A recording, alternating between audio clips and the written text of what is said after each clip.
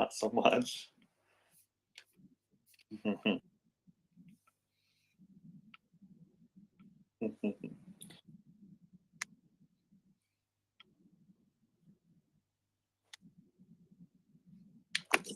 Right.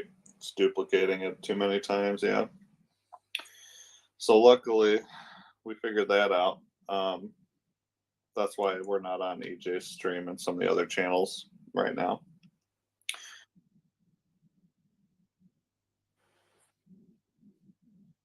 So are we live then? I think we are live. I got a notification. Let me see here.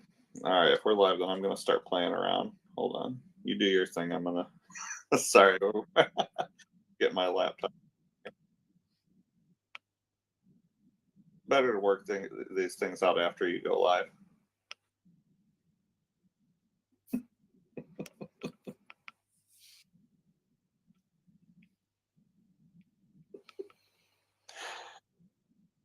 Yes.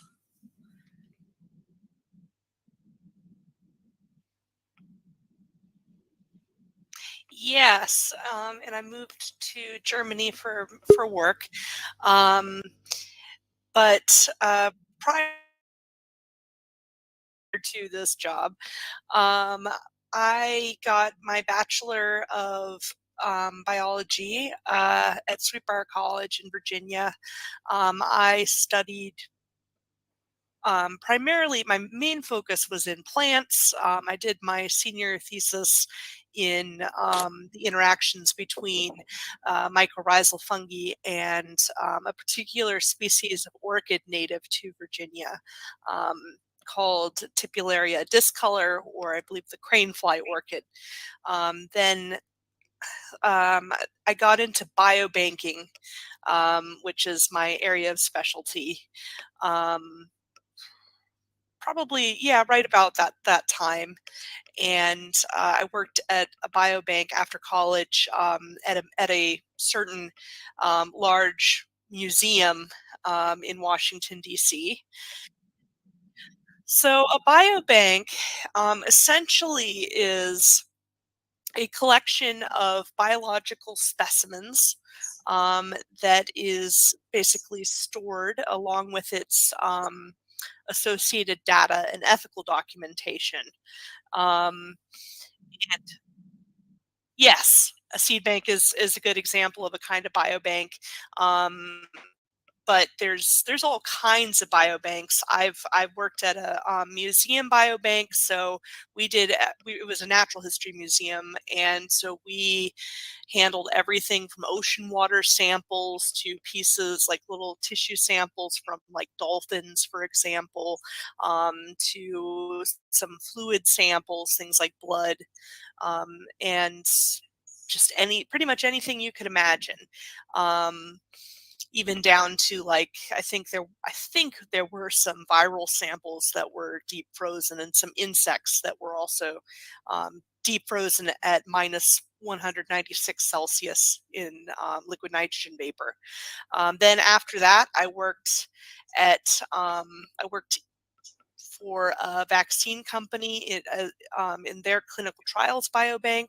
So as they were doing clinical trials around the world and getting serum samples for people for immunology assays, they would come to me, and then I would basically put them in a freezer and take them out when they were needed um, for testing, basically.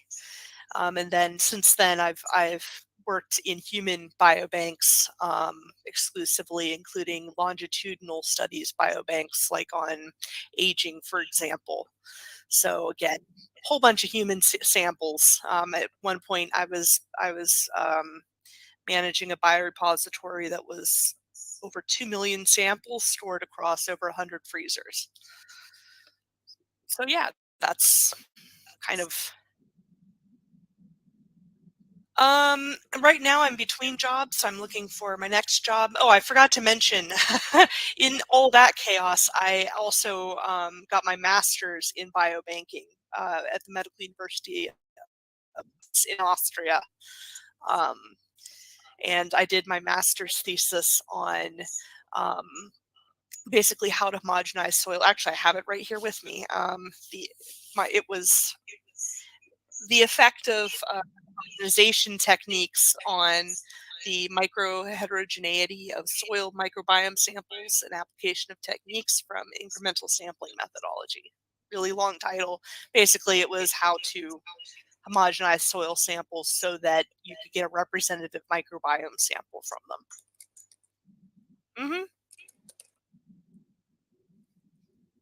Yes. Has relevance to a lot of things. So it has relevance. It could have relevance potentially to farming. I was focused more on like micro heterogeneity, so heterogeneity within a small sample. It really has more applications, I think, towards research. But that research could have applicability to farming and to any number of things. So, let me stop you for just a second here. So, I dropped out for a second because I'm trying to fix his microphone. We can hear him. The live stream cannot hear him for some reason. We can hear you and ourselves just fine. He's not coming through. Any thoughts on that? I have to go on the stream. Yeah, you're not. There. Should be live now. Testing. Yep. Yeah, that's what I thought it was, but I didn't. Okay. I didn't want to click the button without checking with you first. No, it's okay. Okay. Crisis averted. So that's pretty cool. So Laura, how did you stumble across Father Fish? Oh gosh. So basically I fell down a YouTube rabbit hole. And I recall watching a YouTube video where I'm trying to remember which YouTuber it was talking about the Wallstad method and mentioned that Father Fish was doing basically like a really updated version of the Wallstad method, sort of Wallstad method plus. So that got me interested, and here I am. That's interesting. I noticed that there's similarities between that and what I had been learning about soils during my research. Now, I've been really focusing on Edith's work because it's really more relevant. It's kind of the next step, I guess. Following what Wallstad did was here's RJ. Have you heard RJ before, Laura? No, I have not. RJ is cool. He's like RJ. Hey, greetings, salutations, all. RJ, you've been running into Gray Fox Girl today, I expect. I've been running into what? This Laura, the gal alongside you here. Great. Oh, okay. She's on Discord as Gray Fox Girl and has been posting voluminously to such a degree that she went in one day. One other person that's done this, by the way, from snook to emergency aquatic technician, which is from one end all the way to the top of the charts.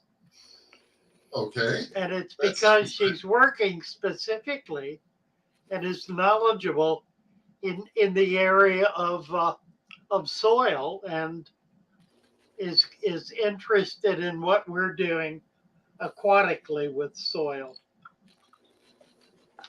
Well, yeah, that's there's a lot of chemistry that goes behind Fatherfish system. There's a lot of chemistry going on in there, and I think most people don't see that. And I don't think that you try to make a point out of it because it is a complicated matter, and most people don't want all that complication. But for those of us who are interested in it, there's a lot of fun to be had in the various decomposition rates of the elements and compounds in aquatic soil.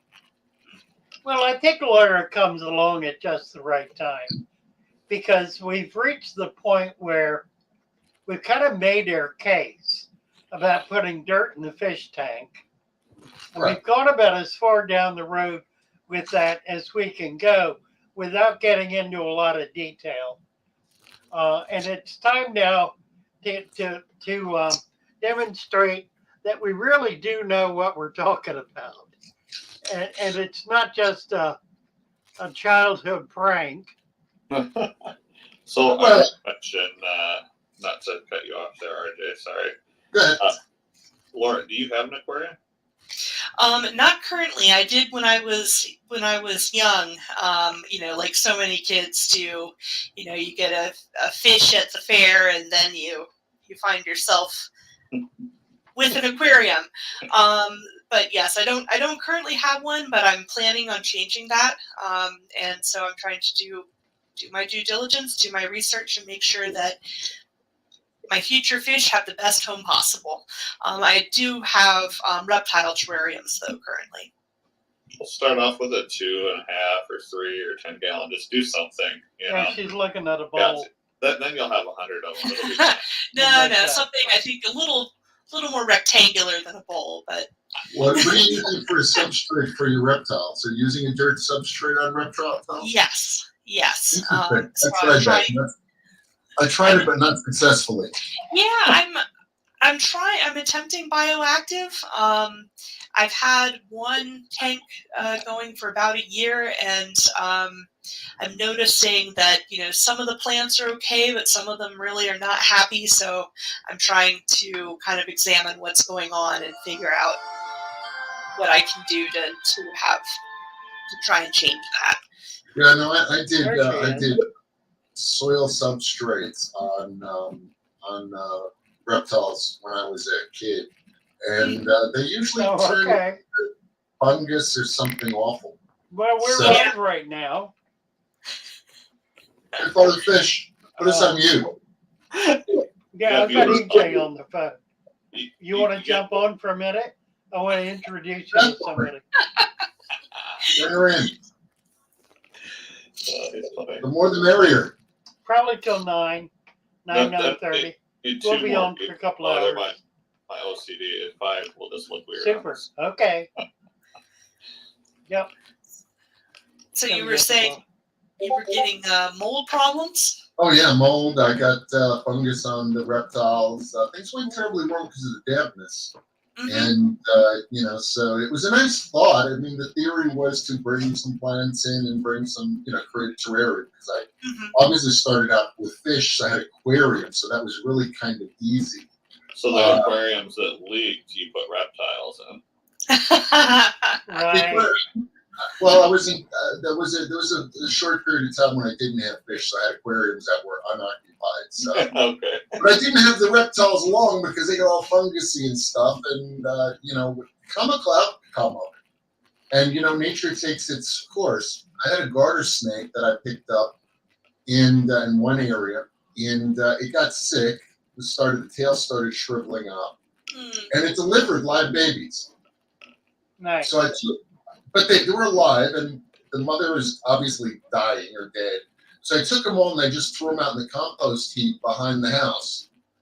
That's a good place for them. Is that like feeding your fish to the Oscar to?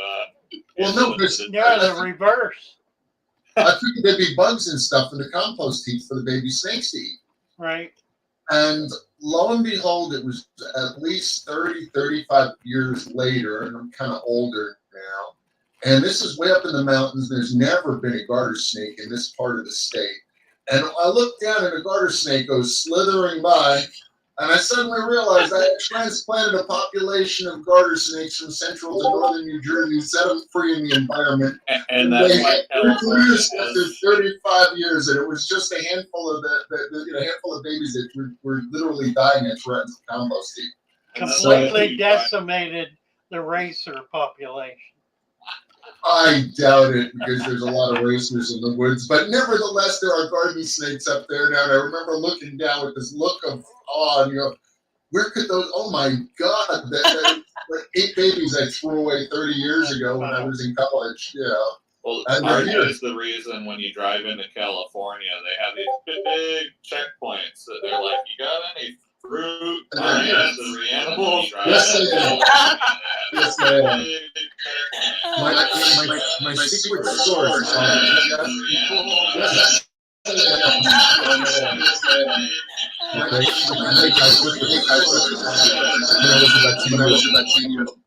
What happened? What happened? We're getting I just feedback think from somebody. I got it. I got it. I Okay, fixed so it. so It in was any me. case, It's always me. okay. We're seeing the live caption. Yeah, I on gotta the, get rid of that. thing. Well, When, How do we get when I rid was of about this? 10 years, I don't yeah, know. let's deal with that.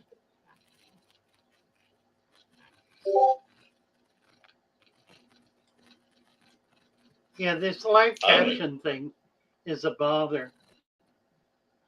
Yeah, where did that come from? Did you download that?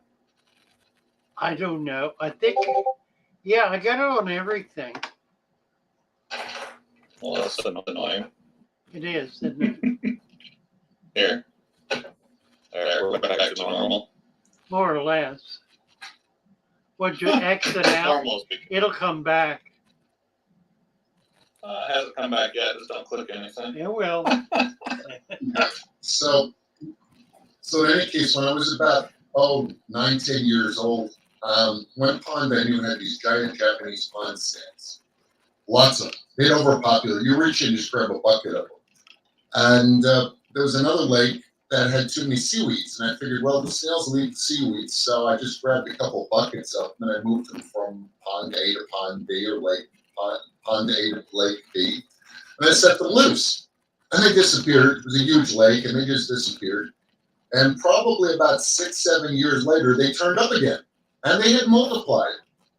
And they've become a food source for the muskrats, the things that would eat them, beavers, otters, whatever. Things would eat them. So you'd see the shells, but they weren't now. And so come high school, I had to write a paper. And so I analyzed the population I had moved versus the population where they came from. And believe it or not, the shells were bigger and thinner in one versus the original. And it was kind of interesting. So it made for a good paper, and I aced biology in high school with this paper. So that was the first thing that came in handy. But now, years later, I like to have them from my aquarium, and they drain the original pond they were in. There were like none left.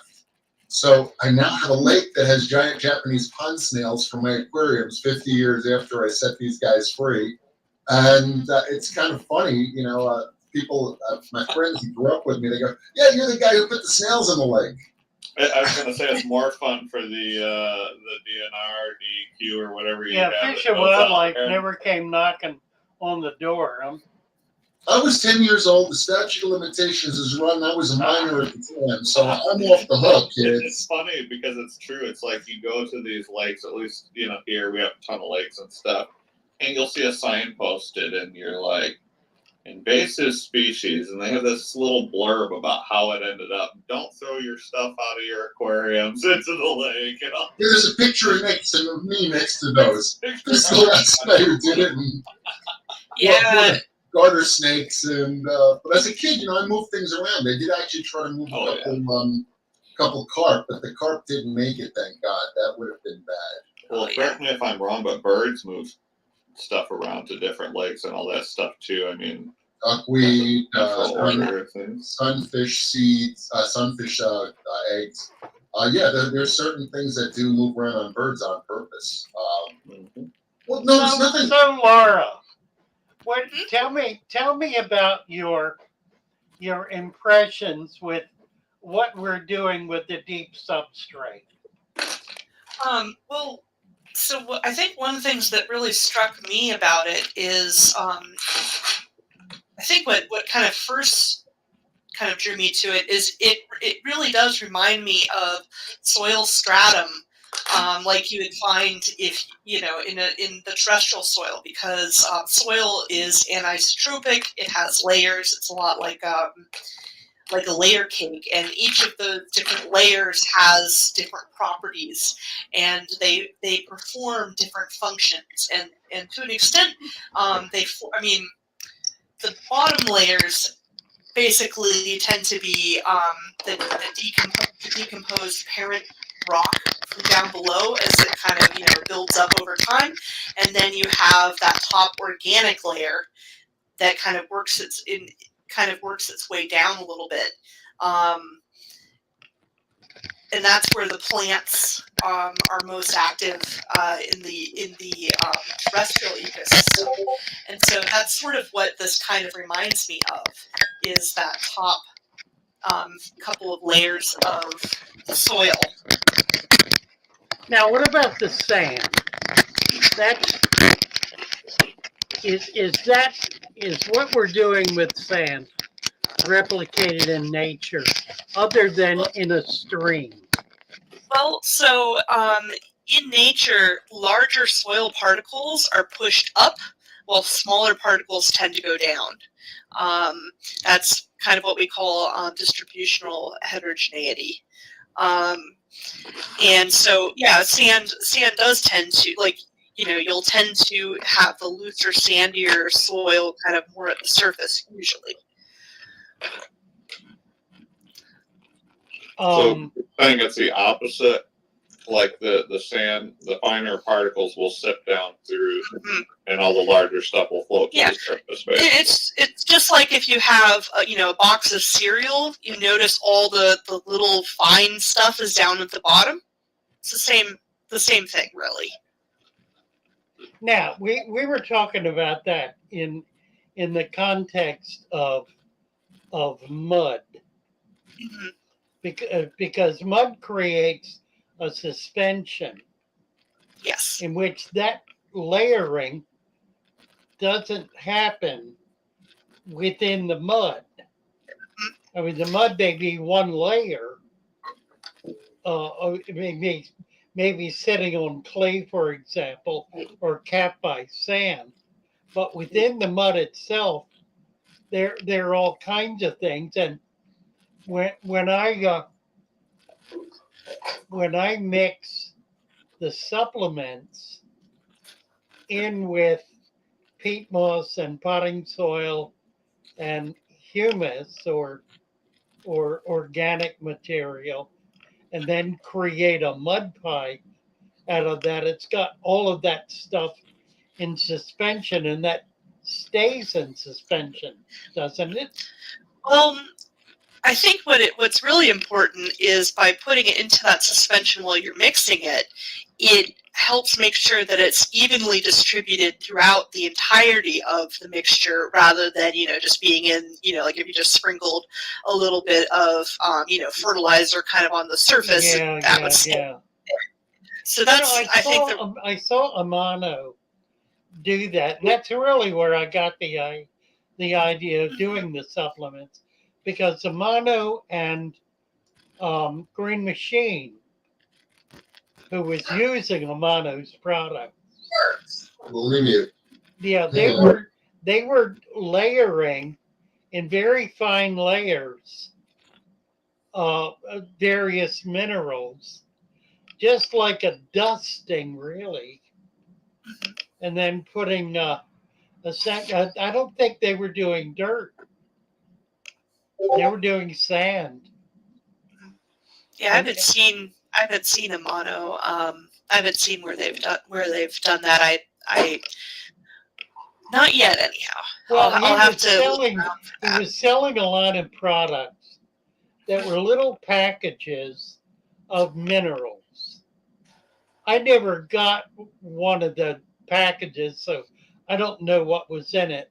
But I know there were 7 or 8 different items that were sold in these little packages, which Green Machine used, and he would sprinkle it on the tank before he put anything else in. So it was right down on the glass, just a dusting of half a dozen different elements, and then he capped that essentially. RJ, was that a smirk I caught out of you? Oh, He's got us muted. He's smart. No. I had to mute myself because that was my daughter. She has just made her first batch of homemade oat milk. Oh, And yeah, so she has accomplished something I never did. How old is she? She is 16. Oh, okay. She has discovered macrobiotics, and she's cooking organic and vegan. And apparently, oat milk is no, it's fine. I've only lost a lot of weight eating vegan, but I it's good. It's good for me too. And so I think it's I got her into it. She's running with it. So now she's making soya yogurt. We have soya yogurt on the stove right now, and we have oat milk. And I have to try it. Priorities here. Huh. Yeah. My daughter's like me. She's always experimenting with and trying something new, and I'm the guinea pig. That's my job. I used to be allergic to dairy when I was younger, and so I had, I remember when you could really only get like one kind of soy milk, and now there's so many kinds when you go to the store, and there's like soy. They'll even sell soy yogurt, and it's delicious, and it's like, where was this when I was young? No, my daughter's got jars of soya yogurt sitting on the stove, culturing, and she just made milk out of oatmeal. You take oatmeal and you soak it and blend it, and apparently that's all it takes to make $6 a quart oatmeal. Nice. Well, oatmeal's pretty cheap too. Yeah, it's just basically you take oatmeal, or she used some kind of split oats, and started a couple hours ago, and she just brought me oat milk for my coffee. And it's not bad. I'm not rolled up a little ball of gagging or anything. So really, it works, So we have to, as much as we have our video lives that we're sharing with others, we have our families who are our priority, and we love them, and we'll drink their oat milk. So that's what's important. But no, when it comes to soil substrates, I came at it from a different angle. Okay. My interest is ionic exchange. Okay, I'm into the charged particles in soil. The reason I'm into that is not on the short-term growing plants like Father Fish and most people are. My interest is in the long-term renewability of the substrate. Okay. Once you put in your additive package or Father Fish's additive package, it's really good for an immediate growth for plants. Okay, this is really a wonderful thing. Now, the problem comes in over time. We need the nutrients to come out of the fish food into the water, back into the substrate. In the meantime, they're breaking down the nitrates, and they're, again, creating more fertilizer over time. The concept is the cycle. Okay, my research at the time when I met Father Fish is I'm hunting through what it takes to do this. And I'm working with a friend of mine. Also, I met on the Father Fish server. She's in Asia. And we spent a bunch of time going through the chemical analysis of the things in Father Fish's soil and the various ingredients. And so I kind of refined what he's doing to what I'm doing. But nevertheless, the point being, in the meantime, we got to be friends. Not that we agree on everything, but we got to be friends. And my background is more in fish, and I was kind of doing my experiments, and then I tripped across this. And of course, the Father Fish system works really well, better than mine as far as plants go, because I won't get that surge no way for a lot of plant growth. But that's not my problem. My problem is fish and keeping nitrates down. So what's the magic from Laura's perspective, not really being in the mix here, just from the outside? That aquarium behind him that's been going for 20 years, why would you say that is? Well, okay, one of these aquariums... Just putting you on the spot, no pressure. Well, first of all, what keeps them both going is a really good bacteria culture. That's what keeps them going, okay? The second thing is one of them has a denitrator in it that I developed working to some degree with Father Fish, and that literally consumes nitrates. You add fish food, and the thing starts bubbling, and it starts bubbling out gas. So it's really kind of cool to watch because it's literally small and active, but it uses the father-fish principle of CECs, the cation, I can't pronounce the word, cation exchange. You know what I'm talking about. It's using that principle to draw nitrates down. It's drawing iron in to break that down. I'm not growing plants in it. I'm just using its ability to suck down the pollutants, break them down, turn them into gas, and gas off nitrogen. So that's what I'm doing. So That sounds cool. It's a cool trick, and it's like I said, I went a little bit left field, but actually, technically, the elements in fatherfish's or some of the elements in fatherfish's mix is actually got a higher CEC exchange rate than what I'm using. Okay, so I went through it and it works. I have another tank that's got a deep substrate, also using a CEC exchange, but I did a deep substrate, and it's not as good because it doesn't have the same kind of a flow rate, but it works. And I've got 45 fish in the same tank for 8 months without adding water, change the waters down. I'm just looking at the fish swimming around there, 8 months in a 5.5 gallon tank. It works. The plant growth is awesome. They won't root, but they're floating. The roots cut loose for something went terribly wrong. But that's okay because I'm not geared for dirty plants. Okay, but the plants are growing out of the water. They're literally now it's water sprite. They're 3 inches out of the water. So the function's working. I have a cycle that is actually working amazingly well. And fatherfish uses plants more so than I do, although I have them. I like plants. They have it. People give them to me. They reproduce. I have them for years and years and years and years. So I have plants. Some of them I've had over 20 years. Java moss has been growing for decades and spreading and overgrowing. So plants are really the only way to get carbon in the soil. Well, no, out of the soil, out of the tank. No, in the soil, because plants exude carbon into the soil. No, but you also get carbon into the soil with high CECs. Your humus in your mix is also dragging carbon down. See, that's one of the things that you have to look at even in your system. When you have an ionic charge in your setup, much like Gilbert did with the plenum, you're creating that ionic charge with your humus and with certain other elements, and that's dragging carbon down. That's what's feeding the plants. The plants are not all, it's nice that the plants are bringing carbon with their roots, but you have to wait for the root to die before you release the carbon. Okay. Well, the leaves also, for example, of that on a terrestrial ecosystem, when you have trees growing in the forest, they're pulling in, carbon from the atmosphere in order to grow, and then when a tree dies, it falls, and that carbon eventually, gets recycled back down into the soil. But in a terrestrial ecosystem, you have gravity working for you. In an aquatic ecosystem, you have current working against you. So you don't necessarily just wouldn't it depend on if you really have much current? Yeah, well, and gravity is still acting underwater. It just the effect is less. It's just with the power. Most of us have filters. We turn the water over, so when an organic leaf dissolves in an aquarium, it's just as likely to be processed through the filter as it is to settle down into the substrate.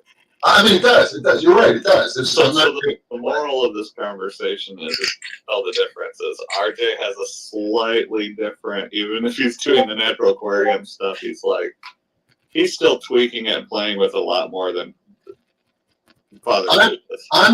My parameter coming in was aquariums this size. I want a small aquarium not to be 30% substrate. But I want the benefits of the father-fish system, okay? He doesn't like that my 10-gallon is 3 inches of water and 6 inches of substrate. Correct. I'm not going that way. I want the water space, okay? So when I came in with this thing, and the first thing I was told it is impossible. You cannot create a natural ecosystem in a small aquarium. It can't be done, okay? Not without literally giving up the water space. Who told you that? pretty much everybody, you got a water change small Until you tank. got here. Ecosystems and puddles, though, No. basically, and vernal pools that exist without. But vernal pools have the advantage of there may only be 20 gallons of water in it, but there's hundreds of feet of dirt under them. Mhm. And they're cycling into the dirt. And Well, I told you that we have a 2.5 gallon, that little blue ball tank, the beta tank or whatever that they sell. That's been going almost 8 months now with we don't even feed that either. It's got cherry shrimp in it, 5 tetras, and some guppy grass and a little bit of Java moss, and it does. And like I said, the point is that the deep substrate system is a good system for a larger aquarium. It's not bad for small aquariums to some degree. But I did find that without an inch, at least the top inch, one of my experiments was where is gas produced in my denitrator? And the first inch of sand, I have 2 different models, a sand and a gravel model. Okay, it's just check to move water in and out more readily. They both work. I'm not sure which is better. Right now, the sand one's actually pulling ahead, other than the bubbles get stuck coming out of the sand. But it actually works better. Sand works better than gravel if you can figure out how to get the bubbles out of it. What happens in the top inch is practically nothing. I mean, your top inch is dead. There's no you have too much oxygen in it. You're not getting really denitrification. Okay, so before we get down this road, I got a question related to the sand issue. You said the sand is trapping the gas or the bubbles? Correct. And if you have a big aquarium, you have a lot of sand, and the bubbles can come up because there's just that much of an area. Okay. What the sand is providing is a home for microfauna, Correct. And you get more of it in sand than you get in gravel. including bacteria. Factor of 500. Right. Correct. Okay. So what allows the gas through the sand easier? Is it finer or coarser? Now, what happens is the bubbles have a tendency to grow together and become bigger bubbles, and sand will trap them. So what I've actually got, The microfauna is also eating on those bubbles. They're actually actually interacting with the gases. The problem I got is when I got the system running at really high speed, I'll get a gas layer between my lower substrate and the sand will actually start rising up. It never makes it switch. See, my bubbles don't do that. They get like, I don't know, this area here, and then they slowly work their way to the surface and they just bubble out and they're gone. And it does that over. With the father fish system, because you have a large surface, the sand has room to move and the bubbles have room to come up.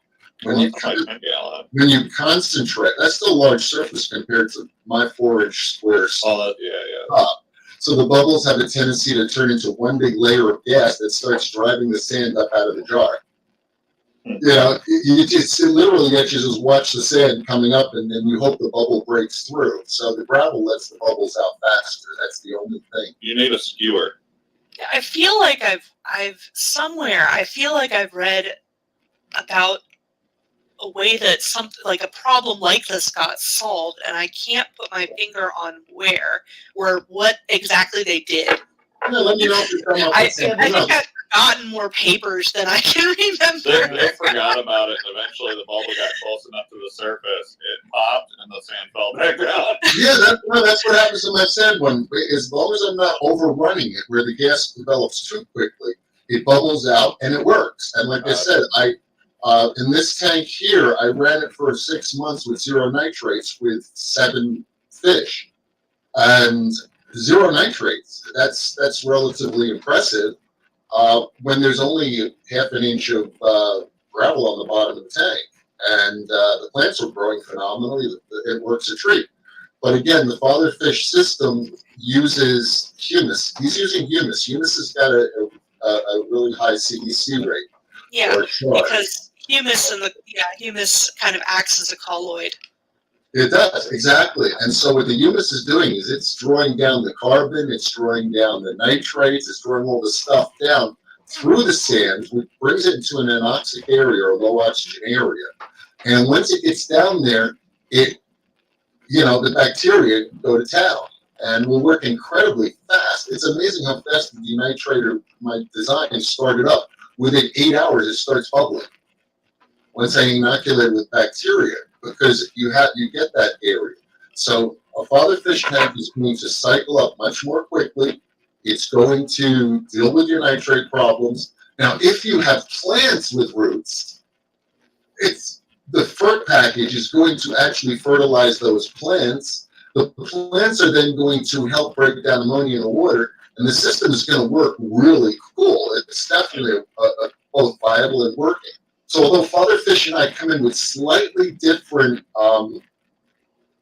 goals, slightly different perspectives, his system works a treat.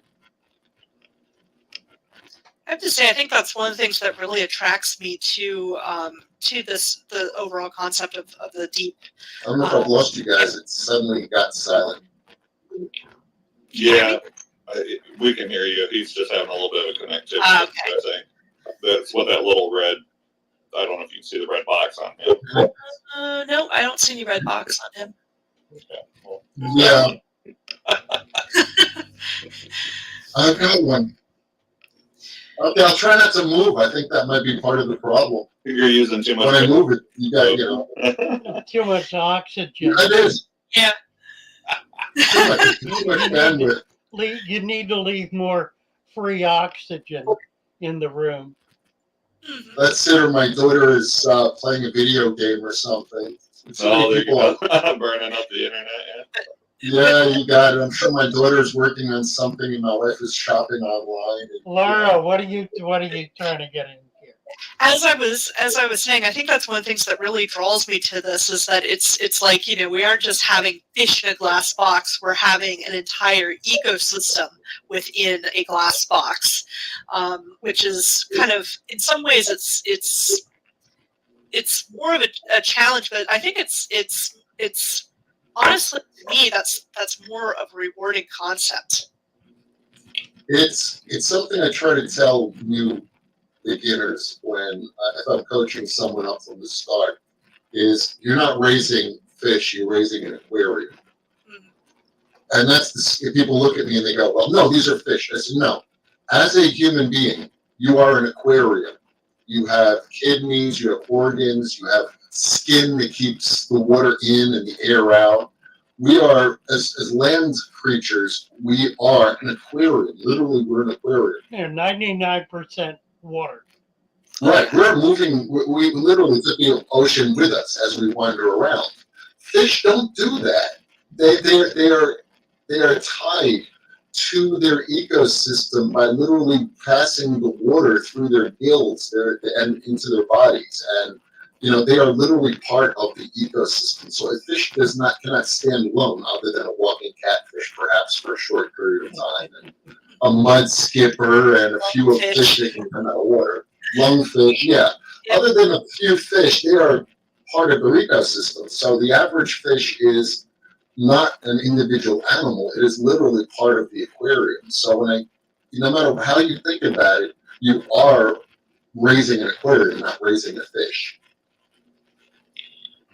So I think it's just easier. I mean, it makes sense if why would you take the fish out of its natural environment and put it in a bucket of water?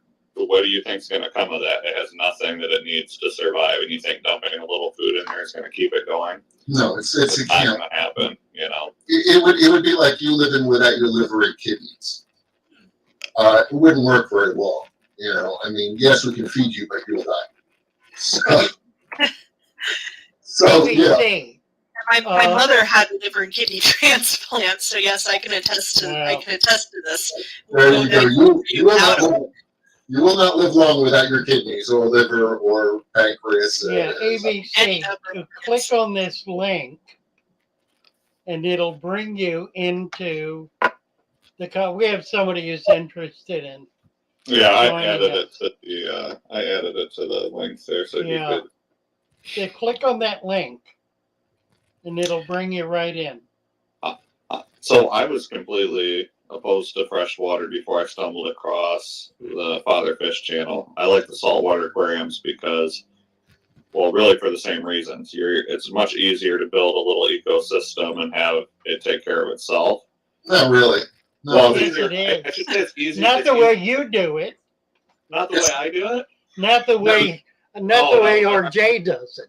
Oh, no. You have to understand that every rule that you follow in freshwater works the same in saltwater. There's no Right. real difference. And so that's what I was getting at. So Right.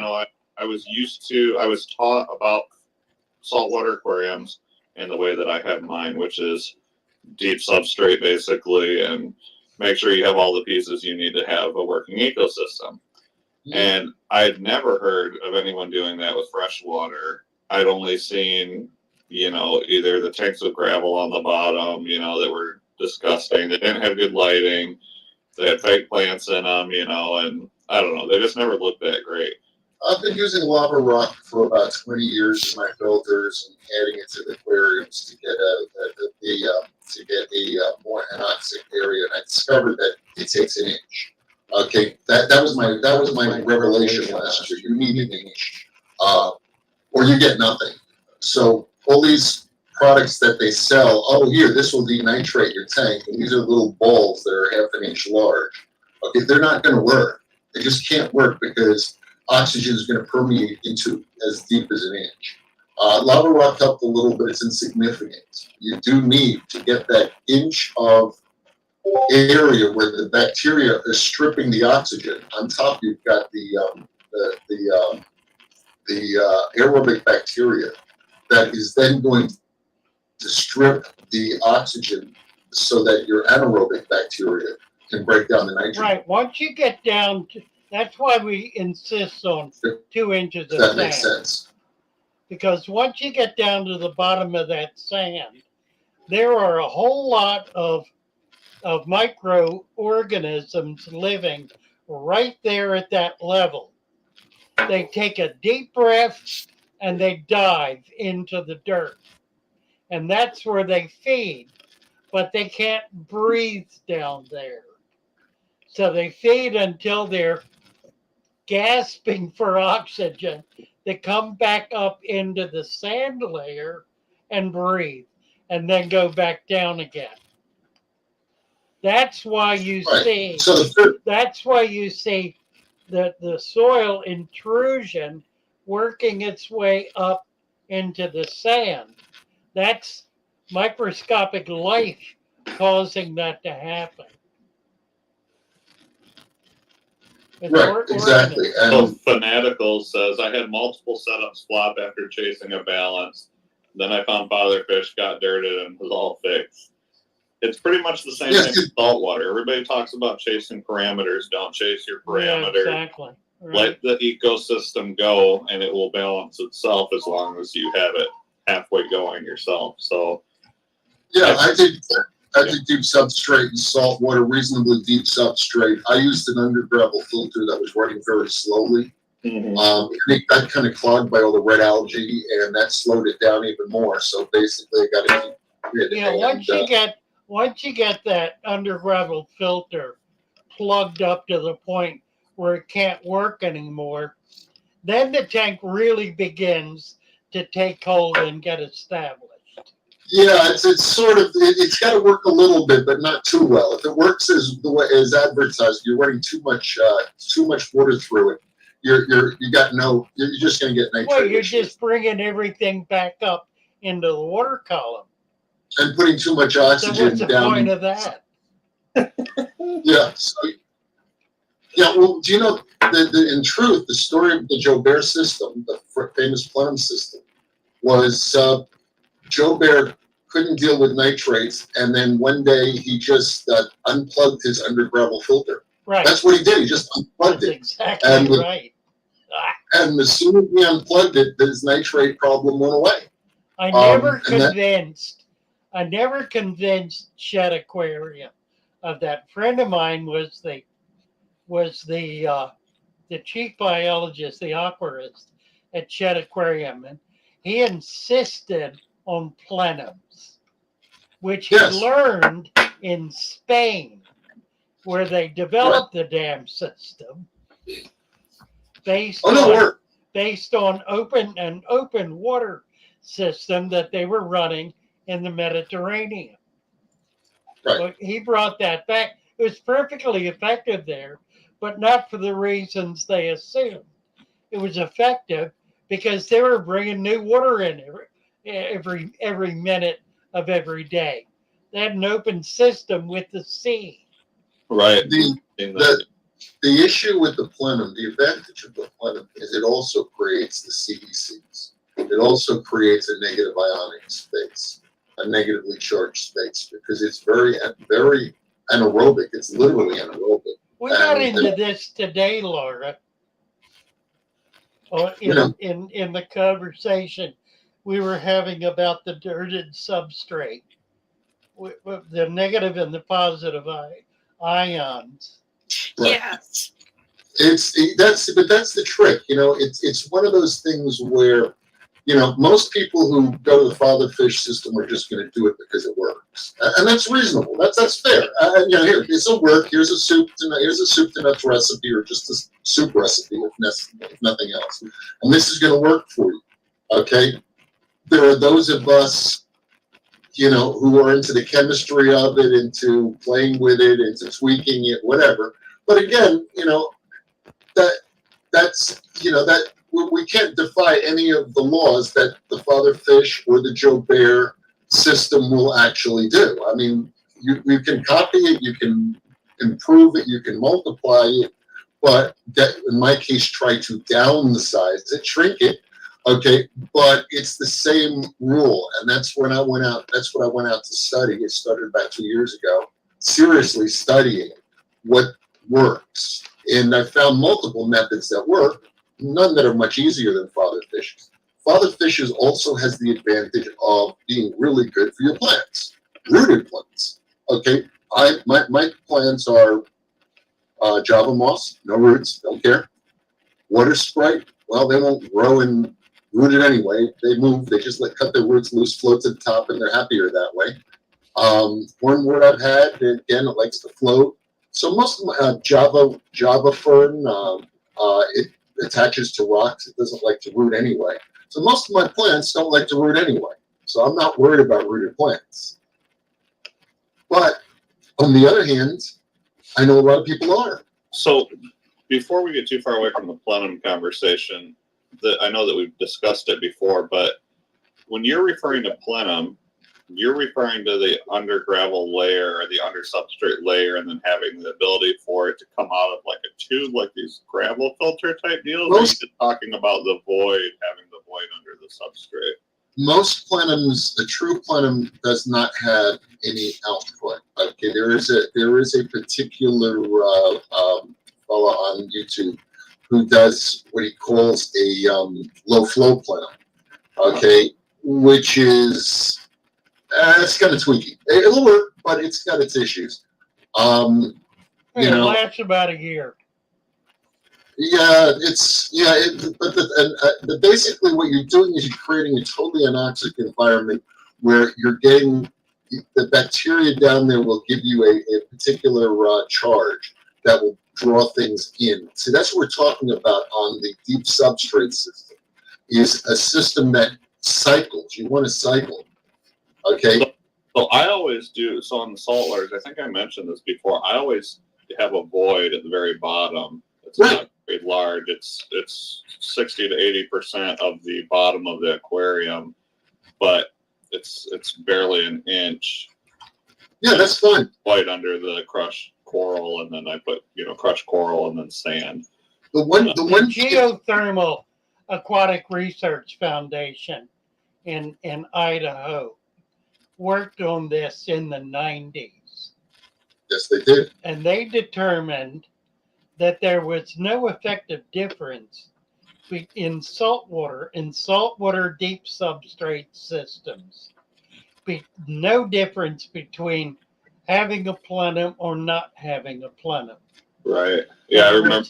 told me that. That's Essentially yeah, irrelevant. the Monaco. There's one theoretical advantage to it, okay, and it's as age happens.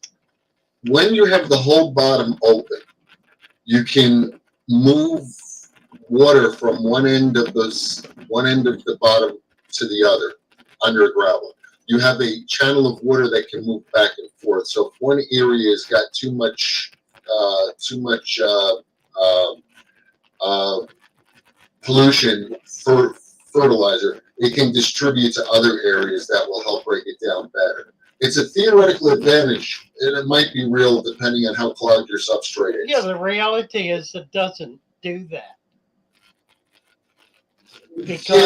Because within a few months, it's completely clogged with silt. It can be, It's and then solid.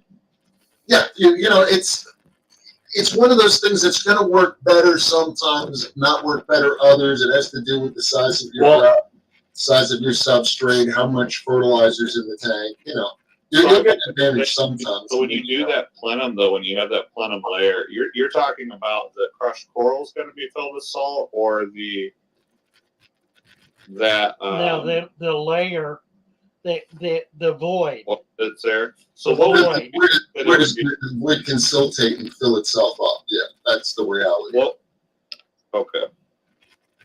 If that happens, now if it doesn't happen, it's not gonna remain open flowing water. So wouldn't it depend on what you put down there and how fine of?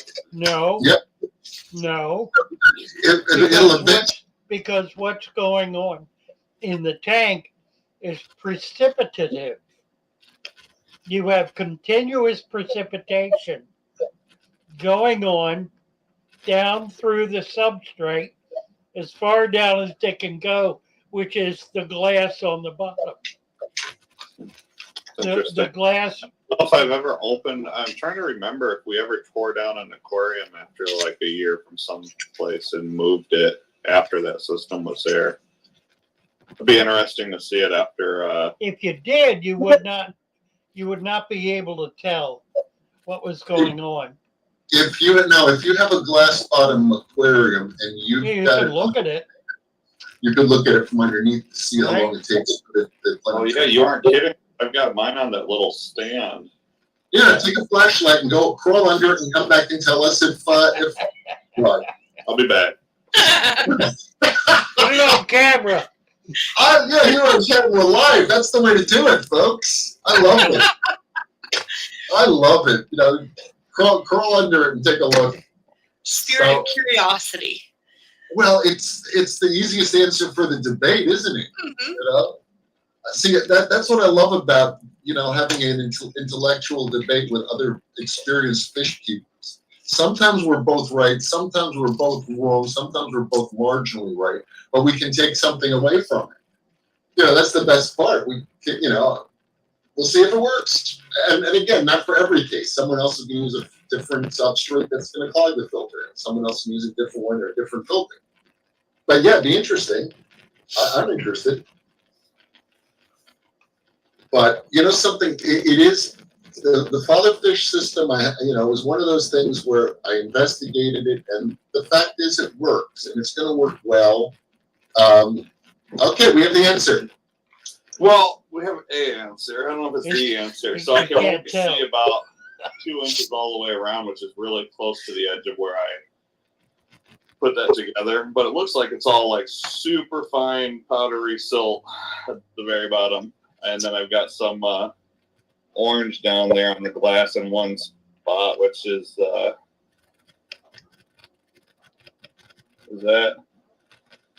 I don't know what that is. I was just reading about it here on the internet. Does anyone know what the orange blob is in the sand? It's probably some anaerobic bacteria culture. Yeah, that would make sense with the coloration. Color is orange. It's going to probably be eating iron. It's probably something that's breaking down iron and cycling. There's once you get into the totally anaerobic area or anaerobic area, you get bacteria that feeds on iron and has an iron cycle. So that would be an orange or a red typically. Yeah, it's not like slime or anything. It's just No. like It's gonna have a rigidity to it. It's a metal type. It's an animal that lives on metal. So yeah, it's not gonna be slimy. Probably sponge. Sponge is what I was thinking, but that's gonna need food. Well, it's going to get food. It's also gonna need a lot more oxygen than down under the gravel, under the Not gravel if bed. it's not oh, if it's so not if there's it's a moving. picture. Are you moving at all? Do you have water moving through that Plenum? No, No. no, it's just Yeah. capped. That's There's cat. a picture. I've seen orange sponges. I've caught a lot of orange sponges in the bays and stuff. Yeah, so I they know do really well Can you in, see that? in salted tanks. Not really. What are we looking at? Well, that is sand. That's a deep substrate. That's from a website that's kind of showing that orange in the. It almost looks like oxidized sand, is what it looks like. Yeah, it's an anaerobic bacteria. They're often very colorful. In soil, This if you dig in, you get the stuff that the foxfire, the stuff that glows at night. I don't know if you've ever seen that.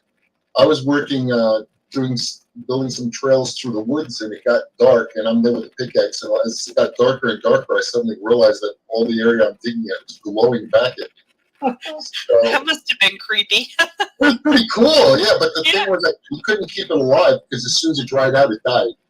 So, I didn't give it that much thought. But I remember, calling my father, "Look, everything's glowing." He's looking at me, going, "Wow, that's pretty neat."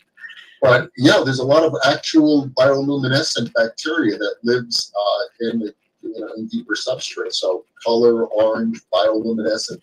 These are all things that happen in low oxygen areas. Yeah. Laura, we were talking earlier today in Discord about clay. Yes. And we got into a fairly involved conversation about clay, and about its texture, about changing its texture, and about its ionic activity. Can you talk about that a little bit? Sure, I'll kind of recap a little bit about what we said. So in soil, there are, of course, various different sizes of particles.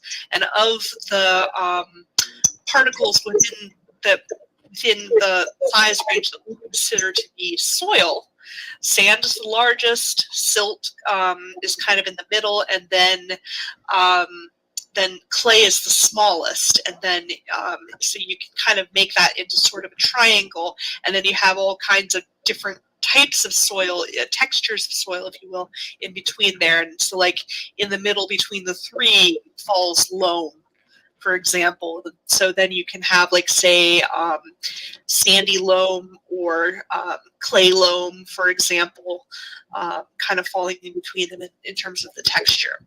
And clay, aside from just being the smallest soil particle, has unique properties as colloid as well. Like we were saying, humus is colloid. Clay is also a colloid, and it actually has I think it sounded like from the readings that I was doing, that clay is actually a stronger colloid, if you will, than humus by a little bit. It depends on which clay, but depending on what it's made out of. But there's different clays. The only problem I found with clay, and I researched clay too, the problem I found with it is it becomes relatively impermeable because it packs so dense. Well, exactly. That's the whole whole issue. So you only have you have a very shallow bioactive layer. Mm-hmm. The top is bioactive without a doubt because it's reacting.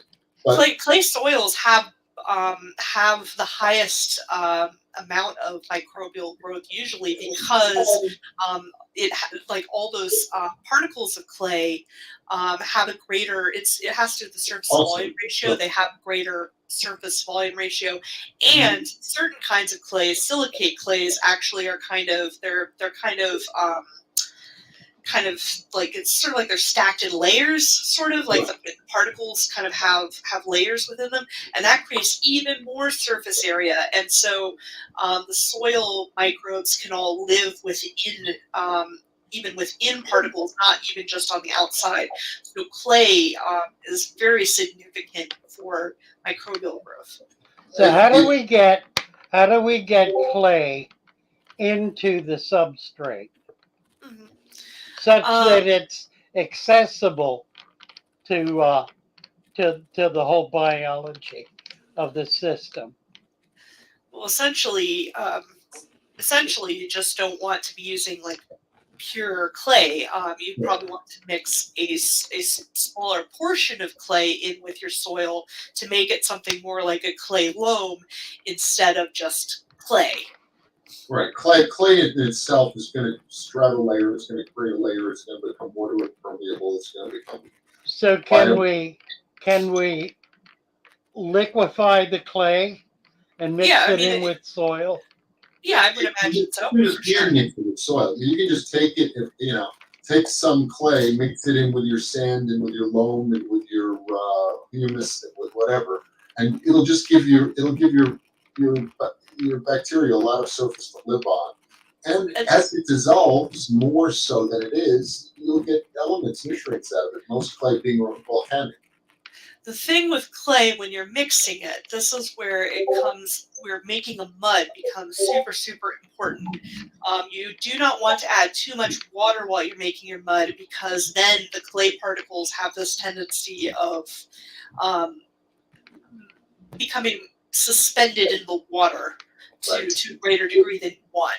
So you want to add only a little bit of water while you're mixing up your mud. Not enough that the clay, separates. So if we start with the clay and add enough water to that to turn it into a liquid, and then mix that in with the soil. What I would probably do is when you're preparing the soil to mix, put some of the clay into that mix, then add water and just mix it all. Yeah, I agree. And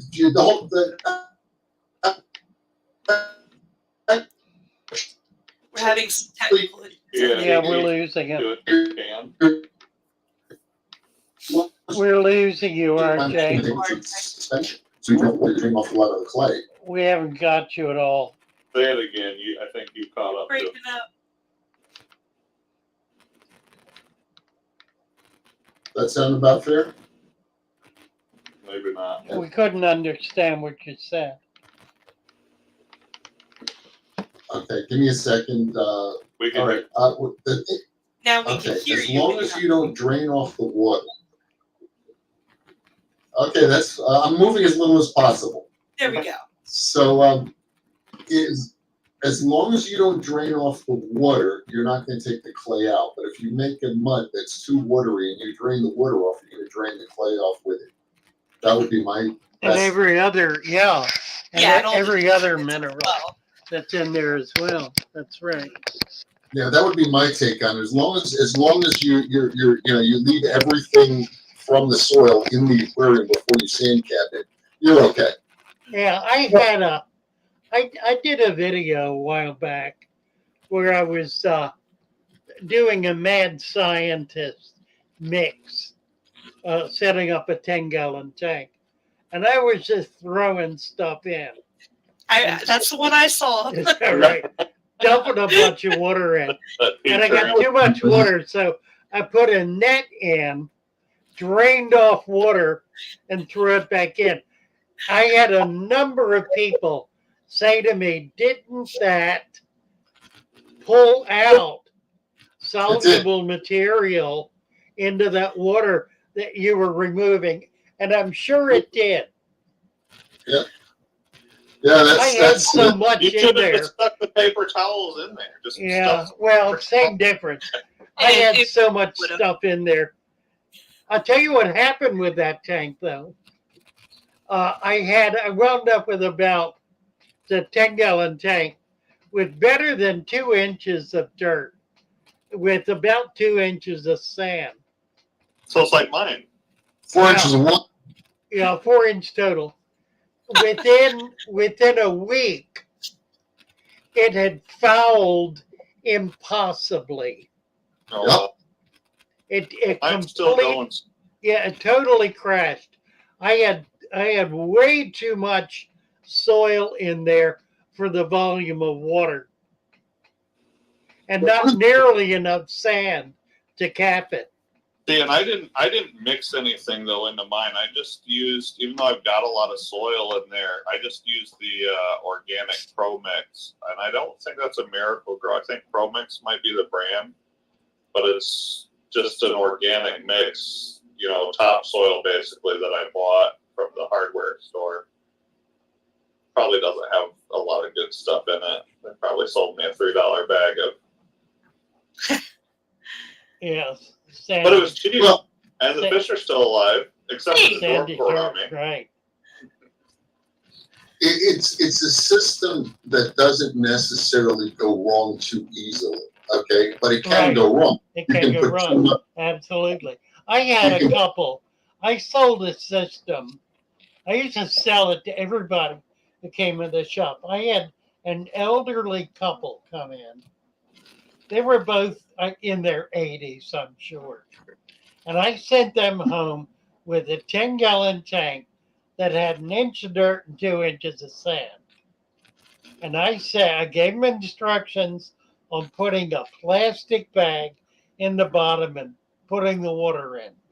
They came back with this tank the next day, just as angry as they could be, because I had sold them a complete disaster. They dumped the water in, stirred everything up, Oh no! and made an absolute disaster out of it. Oh, And they were well, very you angry with me. And you they forgot the instruction. they of wanted their money suck. back, and they never came back. Yep. Well, you know something. You We could could do- have ruined your sand dirt mixture, and you can't give them their money back. No. In all reality, Gave them their money back. we could do an entire chat on things that can go wrong with a fatherfish system. And there I are gave you 5 minutes. okay. We can debate that, but there are things that can go wrong, and just like in nature, when you go to different parts of nature, you can be in a jungle, a rainforest, or a desert, or you could be in all kinds of different kinds of environments that are going to be more or less conducive to life. By creating the aquarium improperly, you can create a desert or a big mud puddle or something really uncool. You can add, when you balance your elements, you balance your nutrients, you can create a toxic soup, or you can create a really phenomenal. Well, we had a rule way back in the 50s when we were setting up saltwater tanks. Because the first thing you had to do was get ammonia in the tank so you could get the nitrate cycle going. That was the thinking. So the rule was you can pee in the tank, but you can't poo in it. Yeah, I'm not sure I go with that, but yeah, let's. Was weed legal back then? So was LSD, but that's No. those are the good old days. I missed Far enough the back, you get laudanum.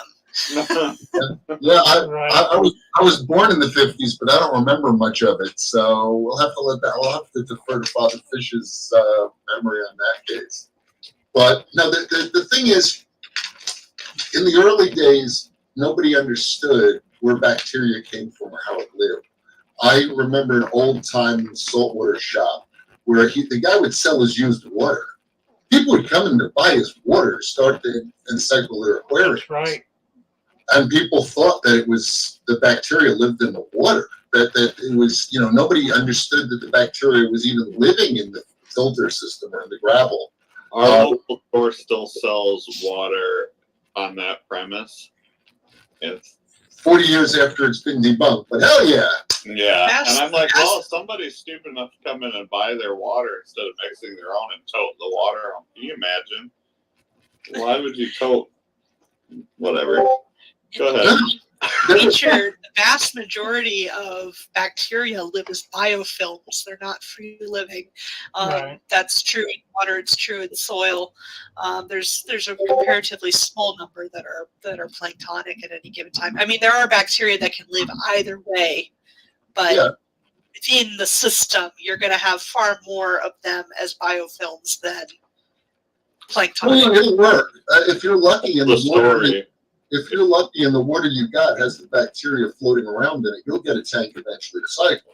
So you're going to get people who are going to have success and say, "Hey, I got water from Joe's tropical fish store, and it's magically started my aquarium, and look how healthy my fish are." Don't drink the water by the live rock and the live sand. Yeah, so you're gonna to some degree get that, someone's gonna say it works. But on the other hand, you're gonna have other people put water in and nothing happened. They put 6 clownfish in a 10-gallon tank with bioactive water and everything died in a week, 3 days or less sometimes. So it is. Other fish, real quick. James Green asked a question there in chat. Yeah, I'm looking at it. I What is don't- hydro depth? I don't know what they mean by that. All right, I'll Google it. Is aquarium soil a hydro depth? Hydro depth. I don't know what that is.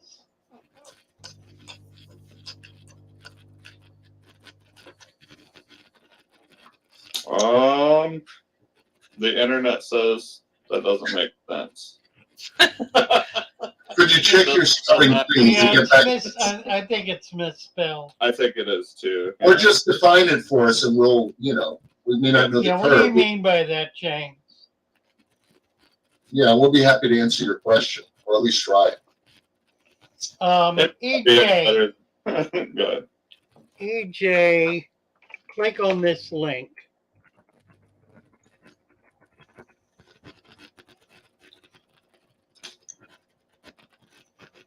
No, it's not on screen. What is Laura? What is your time zone right now? Or what- I am on Central European time, so it is almost 2:30 a.m. I was gonna say it's super late. Really? Well, So late is early. What a trooper. I'll probably go to bed soonish, but I'm going to stick around for a few more minutes. you don't have an accent. How are we to tell that you're in Central Europe?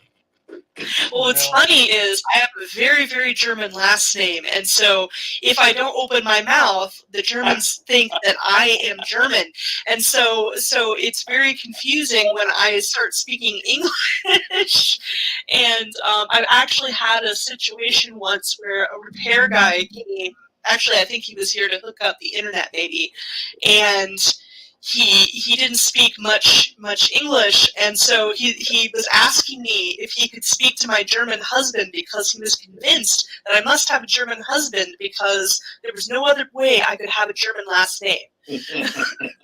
Right. That's okay. I was in Germany, and as a child, I learned German, so that I speak it with my mother's accent. So I could pass as a local pretty much, although my German was less perfect than other people's. But in reality, because I had an actual native German accent when I spoke German, nobody got the fact that, my God, he's an American. It's one of those. Nice. Yeah, I've been trying to learn German for years, and I've kind of gotten to a point where I can understand some of the time, but not all of the time. And speaking for me is really hard. So, I feel like I'm angry all the time. German is a ridiculously hard language to learn because of the vocabulary. You just gotta it's not bad. The grammar. the tenses. The grammar's insane. Does it end with an EN or an EM? Oh my God. But the thing is, as someone who was born speaking it, or was taught it first, I just know it sounds right, and that's how I got through college with a minor, a secondary minor in German, because it was just, I know, does it end with an EM or an EN? You just kind of have to know. It's sort of like, if I try and explain how something works in English to one of my German friends, I'm just like, it just sounds right. That's, it's. Is it den or dim? Is it den or is it dim? Is it DEM or DEN? But you have to know that the sentence just sounds right. That's it. So if you speak German, it's perfectly easy to know what you're doing. If you're trying to study it, and I'm trying to teach a friend of mine who speaks no German, it's like, no, that's the past. That's the past future tense, and that's the this tense, and It's the cases that get you. It's really the cases that get you in German, because it's like in English we have, I don't know, 1.5 cases at best, and then in German there's cases, and it's like, why do you people care so much about the parts of your parts of speech that you have to actually mark it in a sentence? Yes. Oh yeah. It keeps you going. You get the S set, and that's, by the way, if you go into Old English, you'll actually find the S set and the whether you a C or an S S or a double S comes first. So it's their Old English had S sets and had the rules too. They just eventually dropped to S. Oh yeah. So. Interesting. So wait a second. Is this just a stream full of Germans? Is that what's going on here? I'm only half German, so I guess that's why my video and audio is only working at half. Right. Yeah, there's only so much Ordnung in my internet. So James Green says hydro depth. My son said his envy science profs define a hydro depth as a soil constantly saturated with water. The joke among his classmates is, it is father fish deep substrate. The answer is yes. Whatever Right. the question is, yes. No, hydro depth is, you'll see it in ponds, and you'll see it in lakes, old ones especially, where as you're going through the substrate, it gets denser and denser and denser, but it's still the aquatic system. It's still more water than it is anything else. Well, it can get pretty raunchy. And it gets very raunchy, very. But then you eventually get to a layer where, in all reality, like tar, black, gooey, stinky tar, and it becomes impermeable. And at that point, it's really not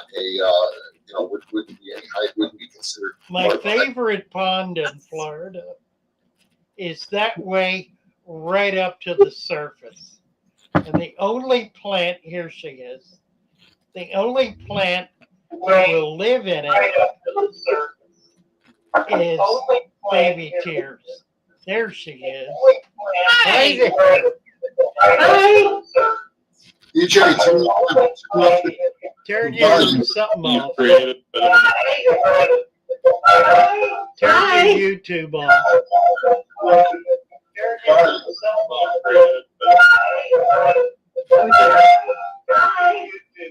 Turn your YouTube off. There. Got it. Sorry about that. EJ, this is Laura. Hi, Laura. Gray Fox Great Girl. Fox Girl. Yeah, she came on Discord this morning, and by late this afternoon, she was an emergency aquatic technician. She went all the way from the bottom to the top in about 8 hours or less. Hey, that's awesome. Yeah, There's only one way to go from there. Just amazing. Do you see that deep substrate there in that little 1 gallon tank? I don't know if you can see that. Yeah. I can't see EJ. My bandwidth is used up with the other two guys. So that's it. Well, EJ, I'll just tell you about it. It's square. It's got a light above it, and it's got 2 or 3 inches of substrate.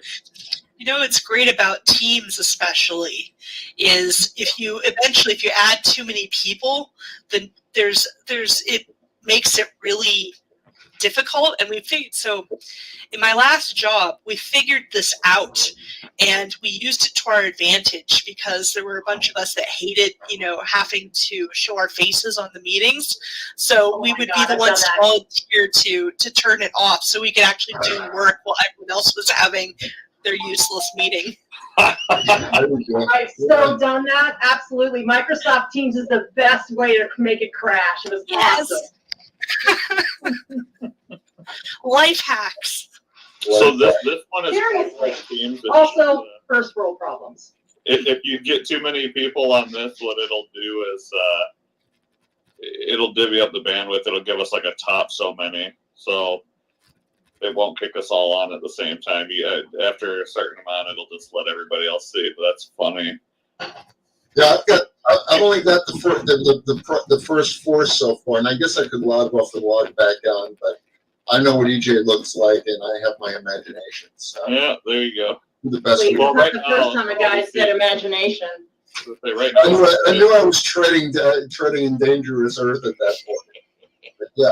Look, I'm just hanging out while I cook because hubby gets off in a couple hours and I'm making him steak. Nice. Wow. A wife that cooks. Yeah, Luke had steak tonight. I I had did- ground steak tonight. Yeah, that's the way to do it. it was like 74 here today, and it's gonna snow probably in a few days. So we figured it's better to use the grill. Before. It's okay. I had That's just using it in the snow, because then it warms you up. and I had a short grain brown rice, zucchini beans, and boiled and steamed cabbage. So yeah, I envy you guys who had steak tonight. That was- Right. You know, they've gotten pretty good with some of the meatless like burgers, for example. Some of those have been pretty nice the last few years. Well, I'm all about right now. We need more beef in our diet, but the cost of beef is going up. So I'm enjoying it while we can afford it. Yeah, ours came down here. We had.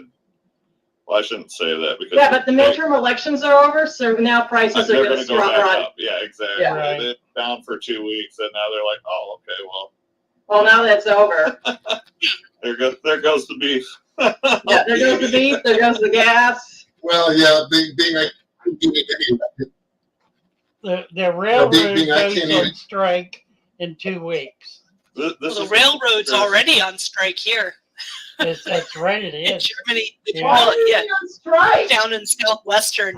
Well, so in this area of Germany, there's Deutsche Bahn, and then there's a regional, like, conglomerate of different railroad companies that have all kind of joined together under one banner. And the conditions of the different companies, though, are not all the same. So they want it to be the same, I Where are you guess. in Germany? I'm near Stuttgart. I'm in a town called Tübingen. Okay, yeah, that's a nice area. Yeah, it's lovely. I spent a lot of time in Kassel. I traveled. I was in West Germany when it was West Germany. So I only saw East Germany. I got to the Iron Curtain, and I remember standing there. There was a river, and there was a really tall fence with barbed wire on top, and then there was a minefield. Oh, lovely. I didn't want, there was the one thing I really looked at, and there was a big sign said mines, danger, skull and crossbones, and I looked at that and I said, I really don't want to cross that. And the amazing part was I looked at this minefield, and because this is Germany, someone had cut the grass on it. Yes, yes. The devotion is next level. I'm looking at a perfectly nice lawn over a Can you minefield. imagine being the person that has to cut the grass? Well, somebody's got to cut the grass. On the minefield. I wonder what their life insurance policy is. It was East Germany, so life It was insurance? Germany. What's that? Life insurance? No, you're expendable. Well, think how many lives you save mowing And I the grass say in this the as minefield. someone with East German friends. Yeah, you just stand there and look at this thing and realize that you're looking at a minefield with a nice, neatly cut lawn across the top, and just in awe. And and I looked at the other side, and there was some dude on a motorcycle with this chick on the back, and they're riding by the minefield. And they don't have a fence between it and them. They're just not getting off the off the road. And then just driving by and I'm looking at it going, life on the other side isn't really that bad. If they can ride around on motorcycles, have fun. And, it's just, but on the other hand, they really didn't want to cross. There was nothing in the world that could get me to walk, past that sign, minefield. Yeah, that's German, that's not Russian. But yeah, Kicked off of YouTube one way or the other. The things that boggle your mind when you're young, there's something wrong with this picture. Yeah, well, that's when you start to realize that life is not what they tell you it is. I wonder how old you are when disillusionment sets in, or if you're even aware of it. 12, I realized that I've reached the age now where when my friends and I get together to have a party, we spend our time taking each other's blood pressure to see whose blood pressure is the highest. We never did that. I reached the age where whenever my friends and I get together, we're looking at the time going, 9 o'clock is pretty late. Yes. So some of my friends are slightly younger than me, like by, 4 or 5 years. So they haven't hit, the same wall that I have. So yes, they're partying until, you apply the mirror test. So if he fogs up the mirror, he's still alive and we can keep going on with the party. I was going to say, there was like a whole Netflix documentary or YouTube or something about a bunch of older dudes overseas in your neck of the woods that do way too many drugs and still go party and do crazy things. And I'm thinking, I'm surprised your heart still works. Beers and dominoes. Beers and dominoes. I think they were doing harder stuff than that. So I'm curious. I'm sorry to redirect, but Gray Fox Girl. What was the thing that happened earlier today that went from panic to promise to salvation? Panic to salvation. Casting my mind back. On Discord? Discord. Yeah, I know what you're talking. I'm just trying to remember which. You've forgotten it. Probably. I mean, some of it is because it is approaching 3 a.m. here. Yeah. It was a long day. Uh-huh. It was 100,000 word day. Well, oh wow. Most of it typed text. Well, if she can't remember because she's delirious at this point, you have to. Delirious or Yeah, you've got to refresh my memory. You blocked out the worst of it, folks. What happened? Okay, so tell me about your aquariums. Aquarium? So I'm planning on creating my first aquarium since my childhood goldfish, of course. Right, the one that died 3 days later. Well, actually, no, he didn't die. That was the incredible thing. So I remember my parents literally took me to, I think, the pet store, and we got a feeder goldfish. Mm-hmm. And my mother had me keep him out in the backyard it must have been like a dishwashing tub. That's and so like and this was in summer, so he shouldn't have survived that, but he did. And then he flopped out. He flopped out, and then my dad, he saw him out there and was like, "Oh, the fish is dead." So he goes, he takes his time, he gets a trowel, he digs a hole to put the fish in, and he touches it with the trowel, and it flopped. And so he put it back in the wash bin, this poor fish. And eventually, I guess my parents decided, you know what, it's getting a little too large for that wash tub. Right. So they got me a 10-gallon aquarium for it. Again, common goldfish, 10-gallon aquarium. But it was a step up over this wash basin. And that fish lived in there for years, and he sort of became my dad's buddy. My dad came to the fish bait, yeah. So fish bait the fish. Eventually, I guess when he could scarcely turn around anymore, my dad decided, it's time for him to go to a better place. And so he took him to some other friends of ours who had a pond and set him free in this And pond. he died that day, probably. No, he died, I think, a short while later when a raccoon finally got him. The fish that would not die finally met his match. You know something? I'm going to tell a story about raccoons. I had a pond too. A small pond. It was a big plastic boat or something that we just filled with water. As a kid, I had it in the yard, which was odd because it was 6 feet from the lake. We had a lake in our backyard. And it was 6 feet from the lake. I had my own little pond there. So I just catch stuff from the lake and move in the pond. And all of a sudden, all my fish would disappear overnight. It was awful. I mean, no matter how cool the fish or tadpole or whatever it was, my pond would be empty in the morning.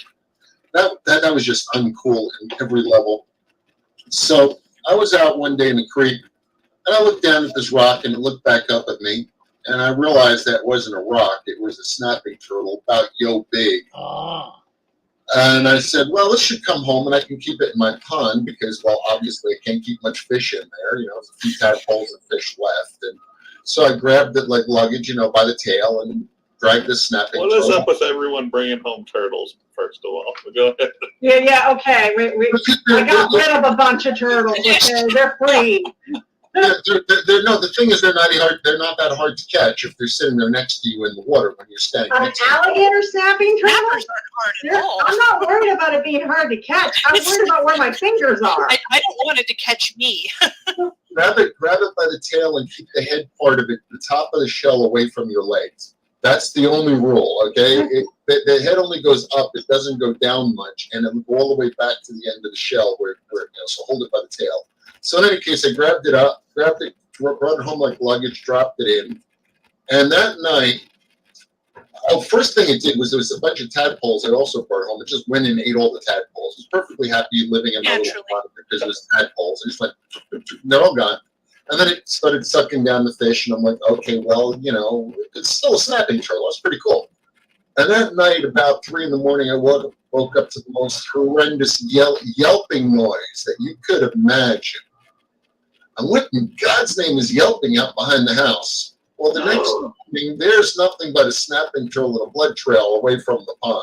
Oh no. Serves the bugger right. Come on now. So I kept the turtle a while, and then, my mom goes, that's a hell of a big turtle. And I said, yeah, look what you can do. See, I can snap this branch in half, and it snapped this branch in half, and just went snap, and the branch went. My mom looks at it and goes, that needs to go back to nature. It needs to be wild. And I said, no, it's very happy here. I feed it. It just sits there, and it eats all the fish and stuff I feed it, and it's perfectly happy. And for the rest of the next several days, I got my mother following me around. Your snapping turtle needs to be free. I can tell it's calling to me. Set it free. I doubt the snapping turtle wanted to be free. He was need a lot of water, and he's got a source of food. Just a regular snapping turtle buffet. But waking up 3 times in the middle of the night with my mother over my bed, I can tell your snapping turtle wants to be free. She knows obviously by this point that I'm not afraid of it, but she is.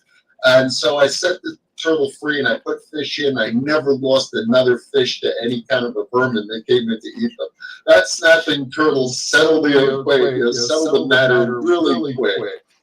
So if you have a fun and you've got vermin that are eating your stuff, just put in a snapping turtle for a little while. It doesn't matter what the vermin is, the snapping turtle will eat it if it's big enough. Or eat its legs or nose or whatever it puts in the water. It's gone. Yeah. They'll essentially chase them all off, and then it'll get to the point where just the legend alone will keep the critters away. The critters are not going to go in there and find out because they can't see the snapping turtle. All they know is that something comes out and rips off their body parts. So we leave that thing alone. So no birds, no raccoons, no mink. Wow. Nothing is going to put its nose into that.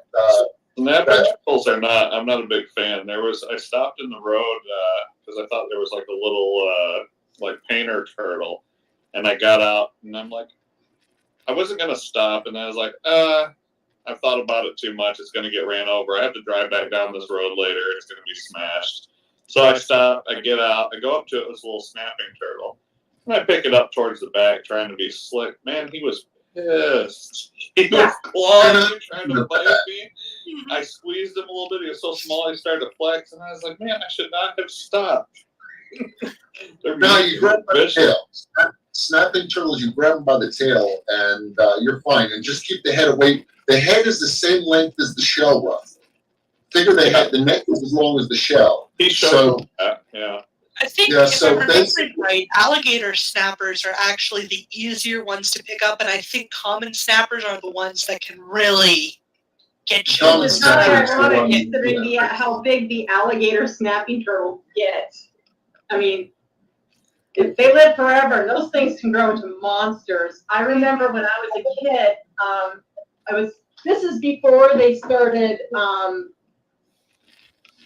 This is before they started changing the zoos to kind of like be more, you know, I guess you could say like a rescue, like, you know, more like more. They really just showed animals because they were cool, as opposed to trying to make them, you know, feel like they're rescued from all around the world.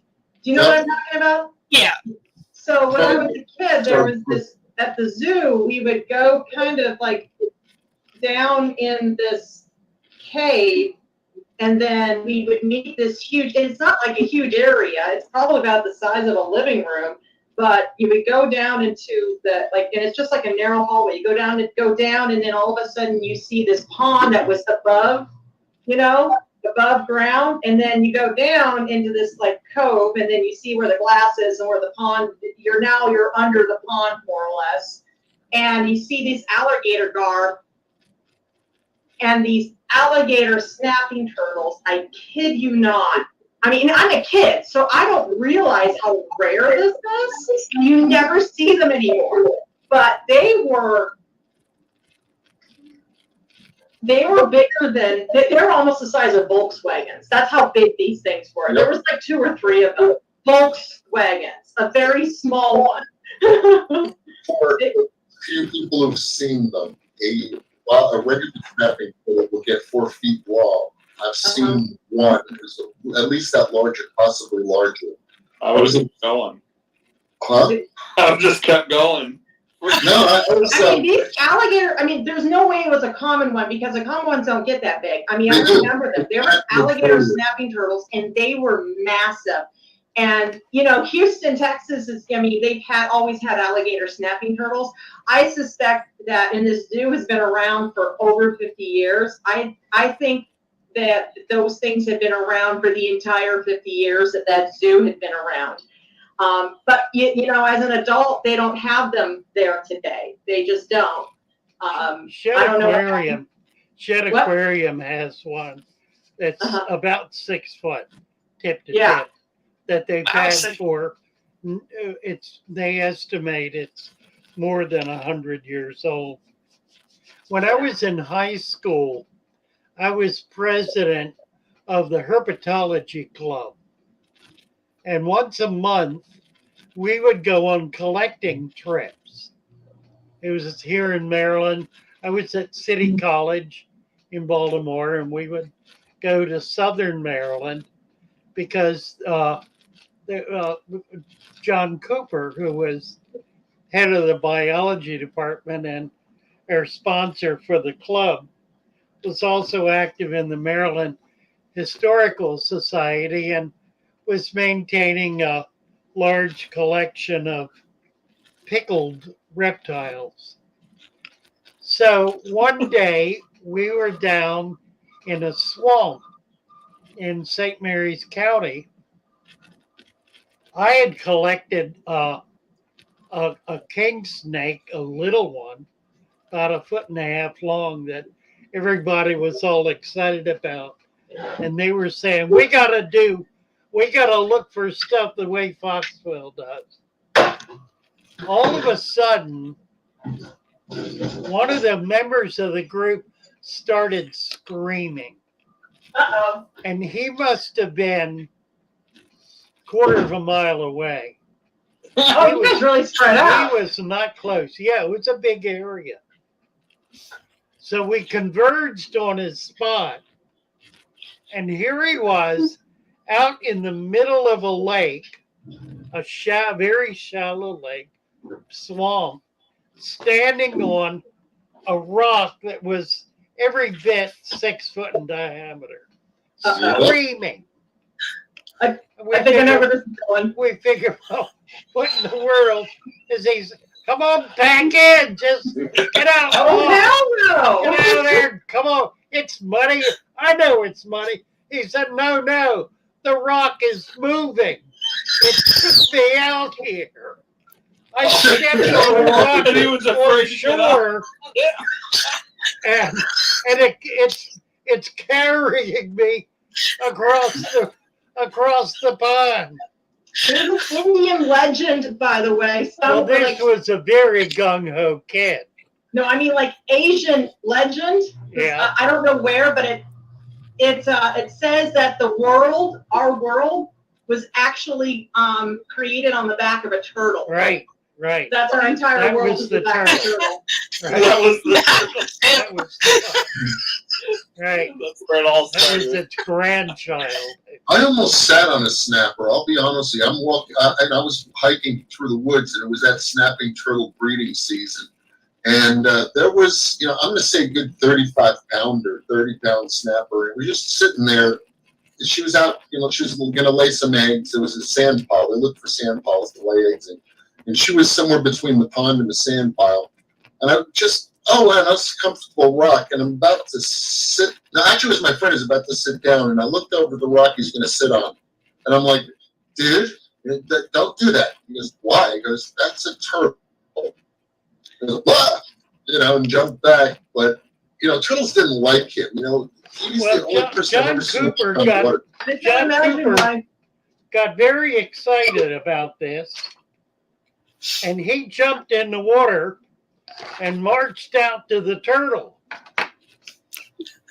Grabbed it by the tail. Guys you were with? Grabbed it by the tail and proceeded to drag it back to shore. So we had the two of these guys, little kid and John, dragging this 300-pound turtle. They got it back to shore, and they wanted to take it home. I mean, I would. Oh my No, you wouldn't. Everybody's problem is they find No. a wild. I would, I'm gonna take. but this I property. wouldn't. I know. I latched. As a kid, I looked in the water next to me. I'm in a boat. I'm in a rowboat, and I see a turtle, and I got a good grab at its tail, and I grabbed the tail, and it was literally 3.5, 4 inches in diameter. So I got a big turtle, and as I pull up, it grabs onto a log or something under the mud, and it's pulling down, and the water started coming over the boat, and I sat there wrestling with this thing over 20 minutes, so I know it wouldn't come up for air. And it's got that log, and it's got a death grip on the log, and I've got a death grip on its tail, and if I pull up Are too you hard, sure it's his claws, though? It could have been his mouth. I don't know what he's holding on with, but he's hanging on to something. I bet it was his mouth. And suddenly it dawns on me, I might eventually win this, but what am I going to do if I get it into the Right. Well, that was the issue with the turtle. Somebody had to stay behind because there was no room for it. Right. What do you do if you win this thing, you get a giant turtle that's going to try to eat you? And when you came back, there was only the turtle, right? Yeah, right. John and the turtle, right. I finally just gave up when I realized that winning is losing, so. Yeah. Well, I mean, my point is that I would love to take it home. I think it would be the coolest thing to take something that size and height. There's a difference between I want and I would. You can get a baby snapping turtle. I had a friend of mine who raised one. Yeah, I mean, I've seen baby snapping turtles. I even saw one. I mean, I saw one at the park not too long ago. But I used to get them in the shop all the time. A snapping turtle is a phenomenal turtle because it's totally aquatic. It doesn't need to come out of the water, so no basking area or anything. It just lives in the water, so it lives in a regular aquarium. That's what makes them literally so great as turtles. They're the best turtle you can have in terms of. really? Yeah, they're awesome. They don't climb out. The only time they come out is to breed, and that's only the Yeah, they female. stay in the water. That's true. They're There is 100%. the whole issue of, fingers, so. No, they're Well- not aggressive. No, they're not. A friend of mine had one for a long time, but a long time was like 2 years, and this thing was well over a foot long, and it was eating a dozen goldfish a day. I had a There's- 10. I had a People that like Clint from Clint's Reptiles has one that is actually quite tame. They're very, they're tame. Yeah, some of them, it's like once as long as you respect them, they're almost like a dog. It's kind of crazy. They're That's great. smart. The problem is that they're reptiles, and if they do make a mistake and bite your finger by accident because they have horrible vision, Yeah.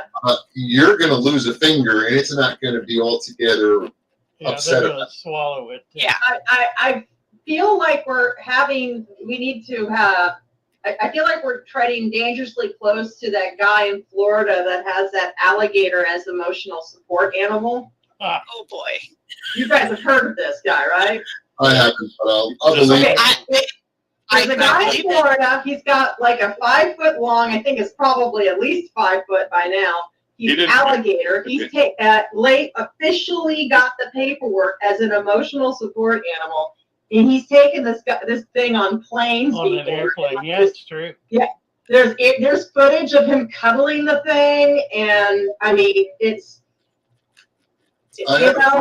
it tolerates him pretty well, but all it takes is one mistake. I had a friend who raised a copperhead snake from like a worm to a full-grown copperhead, and it never struck at him. But he was never stupid enough to pick it up with his hands. You know, Right, you got to. right. Yeah. You know, Well, even dogs, the first chance that they get that you're not with us anymore, they're gonna take care of you just like any other reptile or pet is going to. You're Yeah. no longer their friend; you're their food. well, the funniest matter was a pet store. Aquafunk. Aquafunk is here. We ought to get him up here.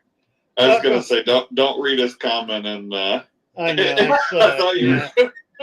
The funniest one that I remember, not funny, but it's kind of tragic, but there was a pet store owner who thought it was a good idea to bring that baby anaconda home as a pet. And it would curl up with his dachshund. The two would, the dachshund was warm and the anaconda was a snake and liked the idea that it was a warm thing it could cuddle up with. And then it worked. But now, if you've ever had a pet anaconda, you realize they double in size every 2 weeks. They grow. Especially if you fall They do get asleep big. and all of a sudden you don't wake up, it'll definitely double in size. Well, yeah, he came home and there was no dachshund, and that was the end of his. This is a wonderful pet, and then my dog and my snake get along together perfectly fine. Yeah. Yeah. I'll be honest with you. The dachshund's a perfect treat for the anaconda. It was perfect. Long as Exactly. I knew a fellow who used I mean, it's like us growing a pet pig with the absolute certainty that someday we're going to have bacon. that pretty And they much. do Yeah. call them sausage dogs, so Yeah, the anaconda was just waiting for the dachshund to get big enough. That's it. It was. No, and I saw there was a fellow who bought a baby anaconda, and I remember he used to wear it as a bracelet. This thing could just stay on his wrist, and he'd wear it as a bracelet. And then about 3 weeks later, I saw him, and he had it. He was wearing it as a necklace.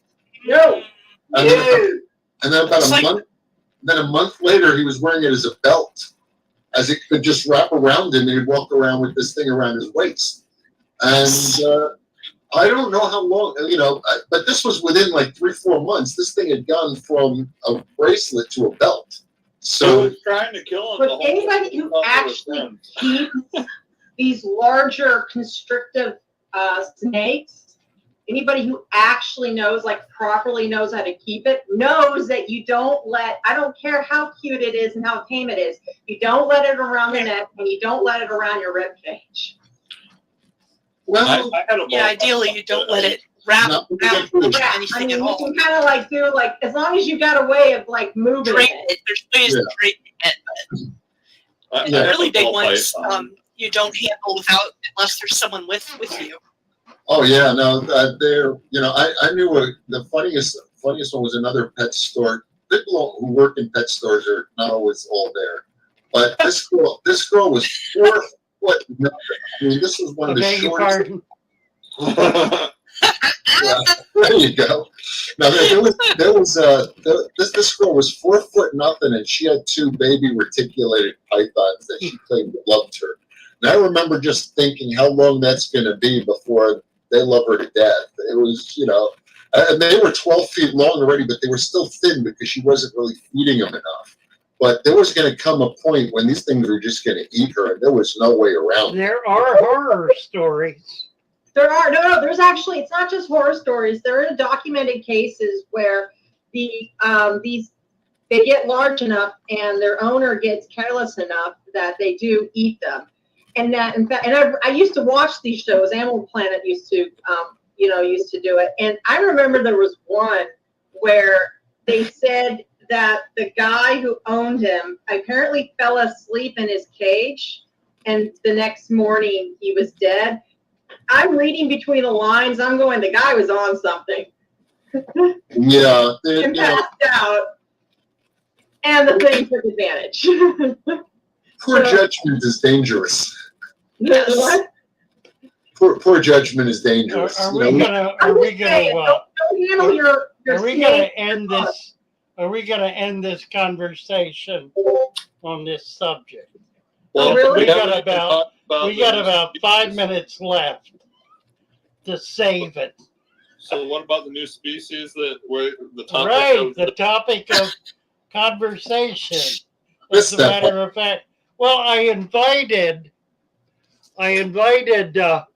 Oliver Lukensis to join us tonight. Oliver is the fellow who does the Below Water channel. Oh, cool. Which if you haven't seen it, is wonderful. He's in Brazil, and he's doing videos right now on varying populations of fish that are suddenly becoming very popular because it's possible to get them out of Brazil. Hooray. So, yeah, he's documenting a lot of new species, particularly of tetras and plecostomus. Get over to his website, his YouTube channel. It's called Below Water. I keep coming up with other words. Below Water. It's Oliver Lucanus. Neat guy, fabulous videos. I'm going to keep working on seeing if we can't get him in here, because he's somebody I think we would really enjoy talking with. Yeah. So Yeah, I agree. Well, I'm all for new species, but I'm mostly for bringing them in, getting them to breeders, getting them established in the hobby. Now, a certain number of them, depending on how abundant the species is, can be brought in and certainly distributed to the hobbyists.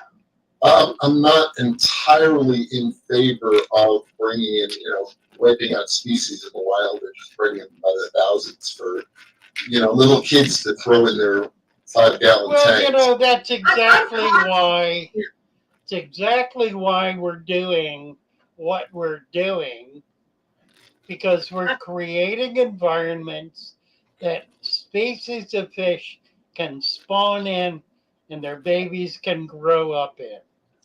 I'm caught between that argument of captive versus bred, wild caught and captive bred. I'm caught between that, and the big reason is because in certain areas, third world countries, it's a source of income for them. And if that income were to dry up, that area that would be normally conserved because it's a source of income, so they want to keep it as clean as possible, they would take that area and they would just destroy it for some other purposes. And so in a way, we're almost globally helping conserve environments around the world. Now, do I like the way they catch them? Because, the various there's like for the otocinclus, for example, people say they're so delicate.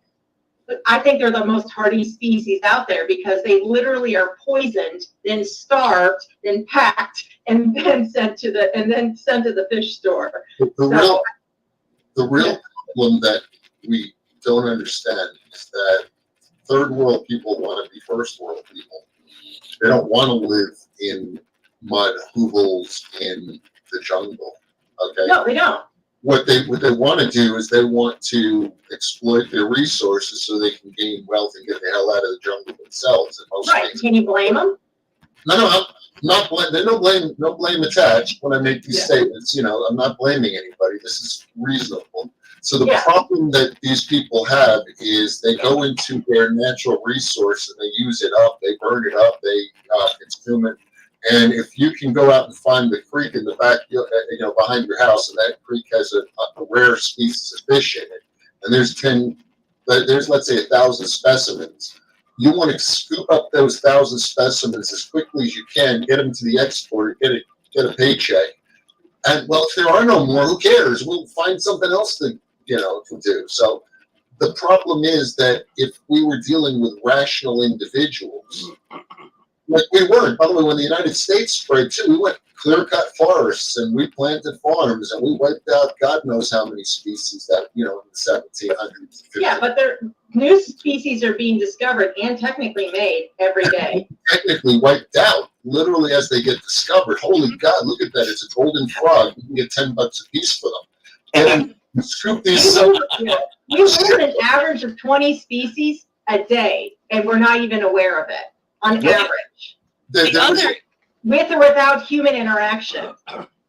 With human interaction, we're doing a lot better than without it. I mean, if you found the species and you see there's only 50 specimens, so you can fall through a year, and you can sell all 50 of them, and if you're a third world person, your family, you're trying to maybe buy electricity or something. Those 50 specimens are gone the same day you find them. You just catch them. Maybe. I know quite a few of them do try to create, like they're not, I know you say they're stupid, but they're not. I mean, they're not being stupid. There's a great deal of work being done by organizations like PIABA and like the Peru Aquatic Organization that are training local people to do sustainable harvest, and it is being successful. One of the things that they discovered is that the easiest way to catch these fish is when they're in rain pools, flood pools that are drying out. The fish are harvested out of them and shipped out around the world. Those fish would otherwise be dead in a month because the body of water they're in is drying out. It's just part of the natural cycle. Part of the reason why that's so successful is, I mean, RJ, you're thinking of a system where everybody's just trying to, make some money quick. But, it takes a group of people in a certain area to say, hey, we should all together preserve what we have. Because you're thinking individuals grabbing what they can, but if you can kind of get that group of people and say, hey, let's work together, so we're going to decide this or that. I mean, that's what we've done with the fishing industry. The problem is that the collecting responsibly is not profitable enough to live on. Well, but there's a different perspective there too, because the one thing that and I don't know that it's true, but just my thinking on this is, if I go to my local stream and I see fish in there regularly, and somebody's willing to pay me for them, it doesn't cross my mind that that species of anything that I see there might only be in that river or in that stream or in that puddle or that pond. Yeah, exactly. Or that pull enough out of there that suddenly there's not going to be any more all of a sudden. I might think that, oh, wow, that's cool, and I'm going to make a quick buck, and there's got to be more. The world's huge. I'm not thinking of it in the way that you're saying, like, you make a good point. That it's a small amount that's available, because how would you know? The world's such a big place. They don't have the education or the information probably anyways to know that, you know? Well, maybe they do. I mean, you know, what ticks me off is when we're talking about people who are not like us, who haven't been raised like us, and we're just going to make the assumption that they don't have the brain capacity. No, to actually I do don't what think they want. the brain capacity. I said education or information just because Right. they're deprived of, you know, like technology. It's slower to get to them. Their internet's slower. I don't know. I mean, we So take care of a guy in Sri Lanka, and was it Sri Lanka? Yeah. Yeah. internet's traveling. Yeah, I mean, but that's just. I'm gonna say this. It's a weird story, but it's a true story. I know a person who went out and hunted down and shot an endangered species of bird. And I said, my God, don't you know that's an endangered species of bird? He said, yeah, that's why I went through so much trouble to hunt it down and shoot it, because I may not get another chance if they become extinct. Ah, Yeah, there is that. There is that mentality. Well, there are definitely people out there that, Yeah. you know, they But that's only not- want something because it's rare. Yeah. You know, like That's do not that. stupid though. That's malicious. Yeah. Yeah, but I'm just saying, you know, he was a drunk hillbilly, and it was a hell of an argument for getting his before they're all gone. He wasn't wrong. He I just mean, yeah. right. It's just not really. it's all a matter of priority. Yeah, it was just not, you know, necessarily. Thank God, by the way, that species recovered and they didn't go extinct. But by the time he did it, Are you it talking was- about the bald ego? yeah, they're okay. Probably a hawk. No, it was actually a heron of some color. Oh, It was really? a Cool. heron. He was going to shoot his blue heron or gray heron, whatever it was. And at the time, there was only a few hundred specimens left. He went out, he hunted one of those things down. So, and he went through a lot of bother because, you know, they don't just generally sit around waiting to be shot. So we had to get up. Whooping crane. Yeah, I had to get up before sunrise, stalk it out in the desert, you know. Hey, Right. you want to do that? There's plenty. There are more deer in the United States today than there ever has been in the entire lifetime. We And have I'll tell started- you why. It's deer hunting season. That's why. Everybody, there's a huge market for hunters to go, and they regulate it so that there's plenty of deer out there, and so there's a lot of deer. Well, I would. You know, no, I'm with you, Aquafun. I think that here, what we've seen is a drastic decrease in people that hunt. So, like, the deer Yes. population was pretty scarce here for a while when I was younger, and kids, like people that were my age and younger, were not interested in hunting here. So slowly, they have just exploded. You can get a permit here to hunt deer like crazy. I know down Yeah. south it's not as bad, you know, or it's not as good as far as that goes because of the population at the time. But here, there was never a problem getting, you know, a permit to get a buck or a couple doe. Well, you know, what's changed is you have to have, well, not only you have to have a permit, sure, okay, great, but the grocery store is easy. You can go and get something already Yeah, people cut are. up. So why go for all the trouble of hunting deer and then all that mess? Well, you know, I'm old enough to remember when I got my first hunting license. And everybody, oh my God, you're a murderer. You're going to kill Bambi. And the funniest part about it was that this woman, I was at a dinner with relatives and friends, and this woman got into a big fight. She was in the Nature Preservation Society in her area. And we got into a big argument over dinner about, you know, hunting is, you know, ethical hunting is not a bad thing. And she, you know, killing Bambi is always a moral and ethical crime and whatever. And about 5 Right, years the went beef keeps going up, we'll all be shooting Bambi. Well, what happened was after about 5 years, she called me up. She says, there are over 80 deer walking around my lawn. They've eaten all my plants. Can you please come and shoot them? And I sat there with a smile on my face and I said, first of all, you're in a suburb, so I can't shoot them. And no, we won't turn you in. The neighborhood, The neighborhood coalition. Nobody else will protect me. They will now protect me. First, they would have burned me at the stake 5 years ago, but now they will keep the cops. You know, they'll tell me if the cops are in the area. Can I please come and shoot the deer on their lawn? Okay, that's literally how desperate they had become. I don't know, man. I mean, there's these group of guys who have permits to go and are hired by neighborhood HOAs to go and shoot iguanas in Florida. Yep. And they still encounter Karens. Yep. Yeah. And, Well, you know, no, the most amazing thing is my parents state are allowed to reproduce too. So well, I think I'm gonna say good night. I have to as well. Slash we good morning. We need to shut this down. Alrighty. Laura, thank you so tired. much. It's Thank been you very much for having me. delighted meeting you. You've become an absolute asset in one day. So I look forward to tomorrow. Yes, I look forward to the discussions as well. so Have a Good good that just adjourned. you too. So yeah. It was nice meeting Thank you you. guys. Bye-bye. Or not, it was nice meeting you, Laura. Guys, Nice meeting you. I'm with you on her. I'm tired. Alrighty. night, Bye. Just saying, shut up. Always good though. I feel- Talk to you guys later. Bye-bye.